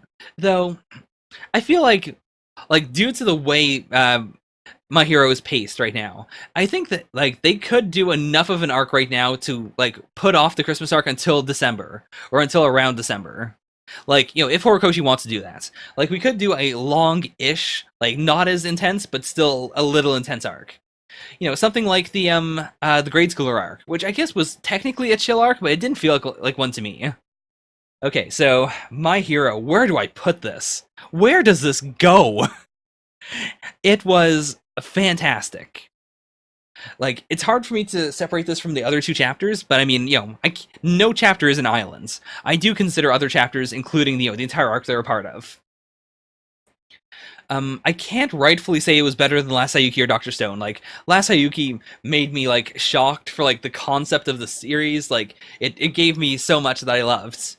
Dr. Stone made me, like, it put me close to tearing up, which is a weird thing to say. Like, it didn't bring me close to tears. I wasn't tearing up, but I felt like I was close to tearing up. And part of that is honestly just that my room is extremely dry. I don't know if I can cry like this. Science versus Magic. I feel like this beats Science versus Magic. That's simple. Like, it was really, really good, but I don't know. I don't want to shortchange it, though. But at the same time, like, I feel like part of the hype of Science versus Magic was also just, you know, in the moment, I really, really enjoyed it. Like, I would say, I don't think it was better. I don't think One Punch Man was better than it, but I feel like Chainsaw Man and Science versus Magic were very much on the same level. Maybe Chainsaw Man was better, actually, because, like, it did do the thing I always hate from One Piece of, you know, jumping around, but it made me enjoy every single thing it jumped around to. So I think I will, like, move those around like that. Also, by the way, if you ever want to watch a Super Sentai in general, I would recommend, oh boy, what was it again? It's Tokuso Sentai Go, was it Tokuso? Gosh, every single time. It's Go Busters. Tokume Sentai Go Busters. Very, very good. If you like Rider, you'll probably like it more than other Sentai, which are more childish. And also, Go Busters has one of the strongest Christmas arcs in the world. For, like, that's not even a spoiler. You'll understand immediately, like, within the first couple of episodes, why the Christmas arc is important. Whew. Okay, well, that is everything. Let's do those author comments and then get out of here. By the way, I have been yelling less, partially just because I don't naturally yell as, you know, that much. I kind of have to force my yells sometimes. And partially also just because, I don't know. My mic has been peaking, and for some reason, if I put my mic too far away, it gets very echoey. So I have to be, like, at least 2 fists away from it to sound okay. But if I scream from here to there, it sounds awful. So, trying to scream a little less. Do we not have author comments? Oh, we had a lot of stuff come out. Let's see the Dr. Stone popularity poll real quick, because I am really interested in that. Read this introduction to a different kind of demon fighting manga. What's this? Okay. Let's do author comments first. Or, no. Let's do the popularity poll first. Real quick. Okay. Top 10 for English language readers. So, Senku, Chrome, Gen, Kohaku, Suika, Kaseki, Taiju, Tsukasa, Ryusui, and Yuzuriha. Interesting that Ryusui didn't rank that highly for English readers. But Chrome did. Like, Chrome's still sticking on there. I think part of that might just be, like, I feel like English readers in general are a bit more loyal to characters. But yeah, so... Like, I do personally, like... I still really like Chrome. I feel like, Chrome's early arcs justify keeping him very high, even if he's not getting a lot of focus right now in the moments. And yeah, like, this is honestly really good. I'd probably put Taiju lower, just because I've never been the biggest fan of Taiju, but in the anime, actually, I've really been enjoying Taiju. Like, I really like his screams a lot when you can hear them, when you can feel his passion. I know a lot of people don't like it, but even then, like, for Black Clover, for instance, I wasn't bothered at all by Asta. Because that's the kind of character he is. He is an energetic, yelly character. How is Kinro ranking so high? Kinro, of all people. Why is Francois number 10? Japan. I don't understand Japan. What's going on here? Like, I do agree. After this chapter especially, I do think, like, Byakuya definitely deserves to be in my personal top 10. But at the same time, I really like this. Like, honestly, all I would do to this top 10 is I would move Taiju down and I would replace Tsukasa with Byakuya. But that's it. That's all I would do. And, like, even the rankings are basically what I would do. Whereas the Japanese rankings are real weird. Like, I get having Ryusui that high, actually. That does make sense. Like, why is Francois that high? Also, by the way, Time Force, very good. It's one of those... like, it's one of the few Ranger series that I think is, like, a good adaptation of the original. I feel like you've got three camps, really, of bad, good on its own terms, and a good adaptation of the original. And Time Force is definitely in the same vein as, like, Wild Force, for instance, in that they follow basically the same plots, but then they improve on them a little. I'd say Time Force just kind of, it's closer to the Time Ranger than Wild Force is to Gao Ranger. Obviously high because of trap potential. Honestly, I can see it. I'm surprised I didn't rank her that high because of that. But I guess it's because Francois is too female for me. Like, a lot of people enjoy, traps because they are, because it's that femininity, but then you also have, certain masculine parts that are very exciting. Whereas I tend to like traps because they are masculine, but then they also have this androgynous vibe to them that I really enjoy. So before mangaka musings, also, let's do a quick look at this. Demons Beware. What is this? Is this just a promo? It's just a promo for... What do you mean? What do you mean, love the Demon Slayer anime? Read this introduction to a different kind of demon fighting manga. Wouldn't this just be, love the anime, read the manga? What are you doing? Fizz, what is that? RPM is way better than Go-Onger. Which, to be fair, Go-Onger has bad subs.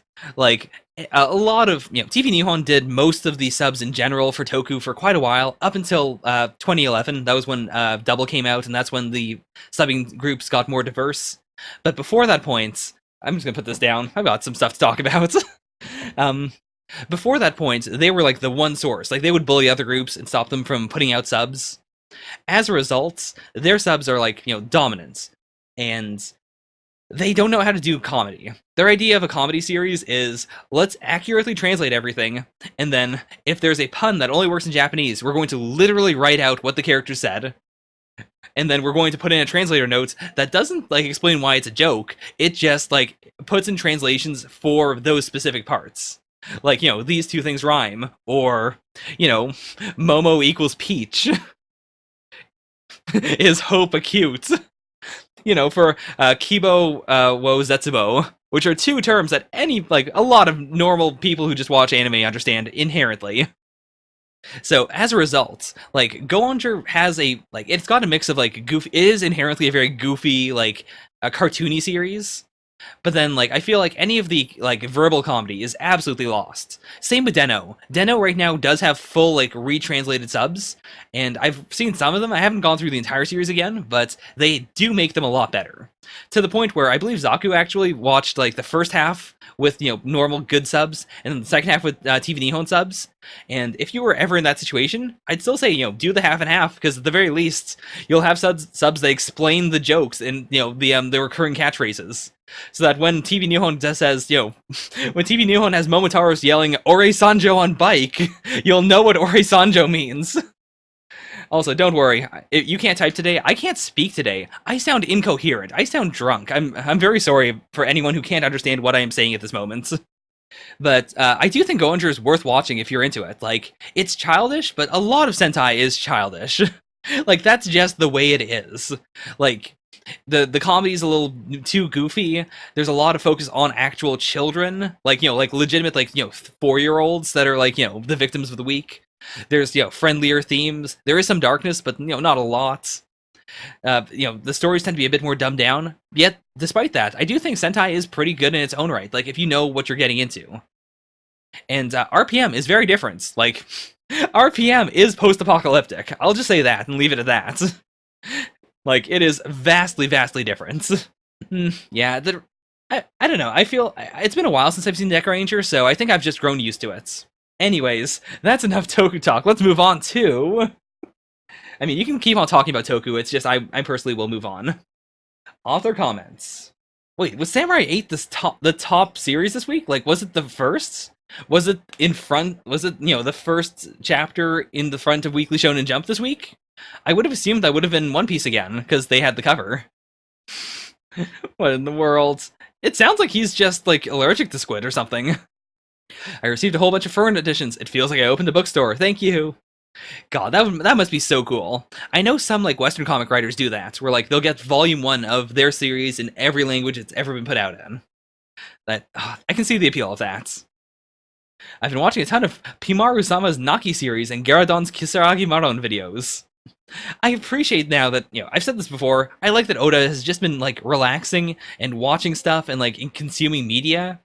None of this is stuff I end up actually watching myself, but I like it. I like that he has calmed down quite a bit since, the days of working himself to death. I was drawing manga for so long that I bruised the bottom of my feet. Be careful of working on manga for too long. Fair warning. Honestly, that's something that all the other mangaka should probably be listening to. I'm learning how hard it is to raise a kid. Not enough sleep, and even less for my wife, but the baby is so cute! Aw, Yuki Tabata. But yeah, to raise a kid on top of being mangaka, that's rough. And his wife has to be pulling double duty.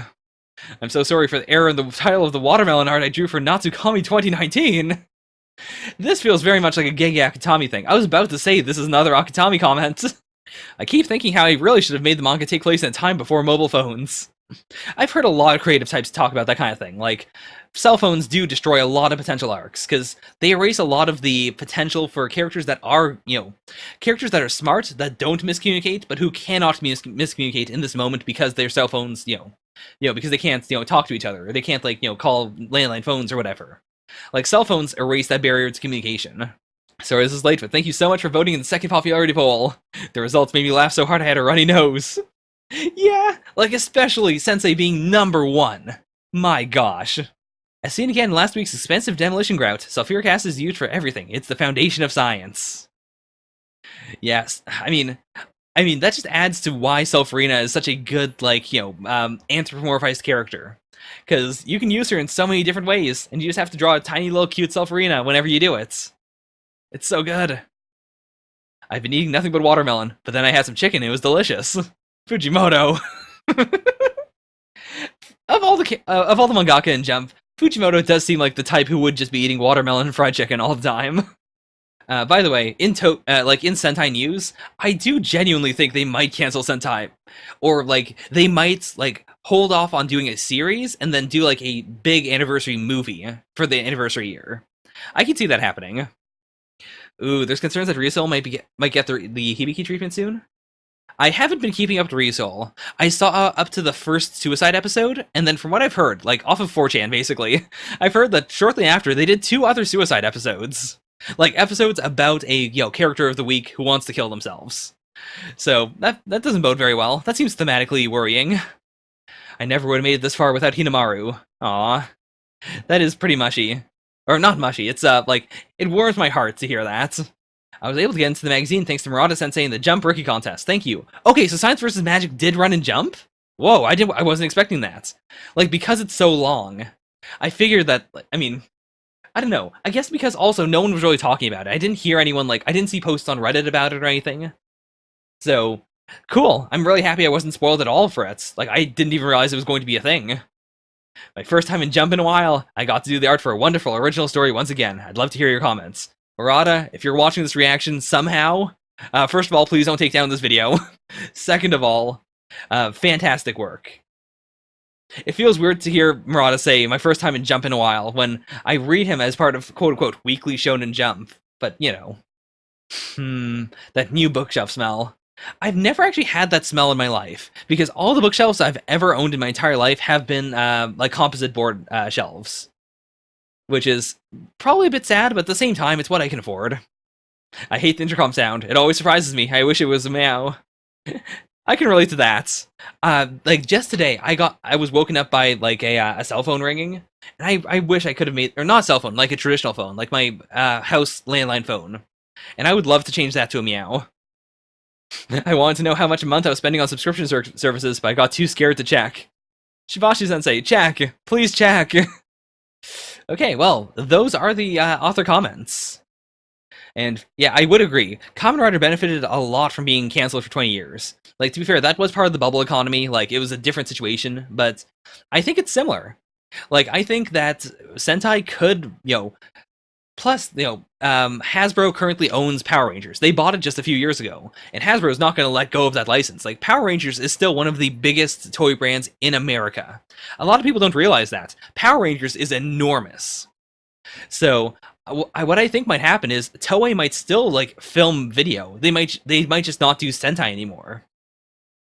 Like, what I'm thinking is they might just work with, like, with, boy, I just said their name, with Hasbro, in order to do more Power Rangers, like, to keep that IP afloat. And they do make quite a bit of money from just Power Rangers. Like, from doing new footage and from, like, you know, renting out the costumes and stuff. Like, they do the designs and whatnot. Or, like, I believe they actually also do some of the new designs. Like, if there's a Battleizer or something in the series, I believe it was Plex in Japan that did the Power Ranger Samurai, like, Shogun Samuraizer. Or was it called the Samuraizer? You know, the Shogun upgrade. With, like, the super big kanji on top of the other kanji. So, because of that, boy, I'm getting really sweaty. Because of that, I do think that they could keep, like, that revenue stream open. And then when Sentai feels like it might be more of a thing, it might be more popular, they could go back into it. Plus, they've been experimenting. Like, you know, we had, you know, Hikonen Sentai Kiba Ranger, which was pretty cool a couple of years ago. We had the miniseries very recently, like, at the very end of the last series. We had this, like, I don't know how to put it, apart from just, like, it was like this big cosmic tournament featuring a bunch of different Rangers. That was pretty dope. I feel like they could just do, like, a miniseries or something, like, sort of a Kamen Rider Amazons for Sentai. But, you know, not that brutal or anything, but, you know, just like a miniseries or something, to keep the concept alive. I think they could do that, like, just, you know, shrink away from Sentai for a bit, and then when the market feels like it's ripe for more Sentai, you jump back in. Also, homie, you probably know this already, but they did get the Power Rider license. Like, back when Forza was coming out, Saban licensed the Power Rider trademark. They didn't do anything with it, though. But they did have it. And there was a super big conspiracy theory that the high school in Forza is called Amanogawa High School.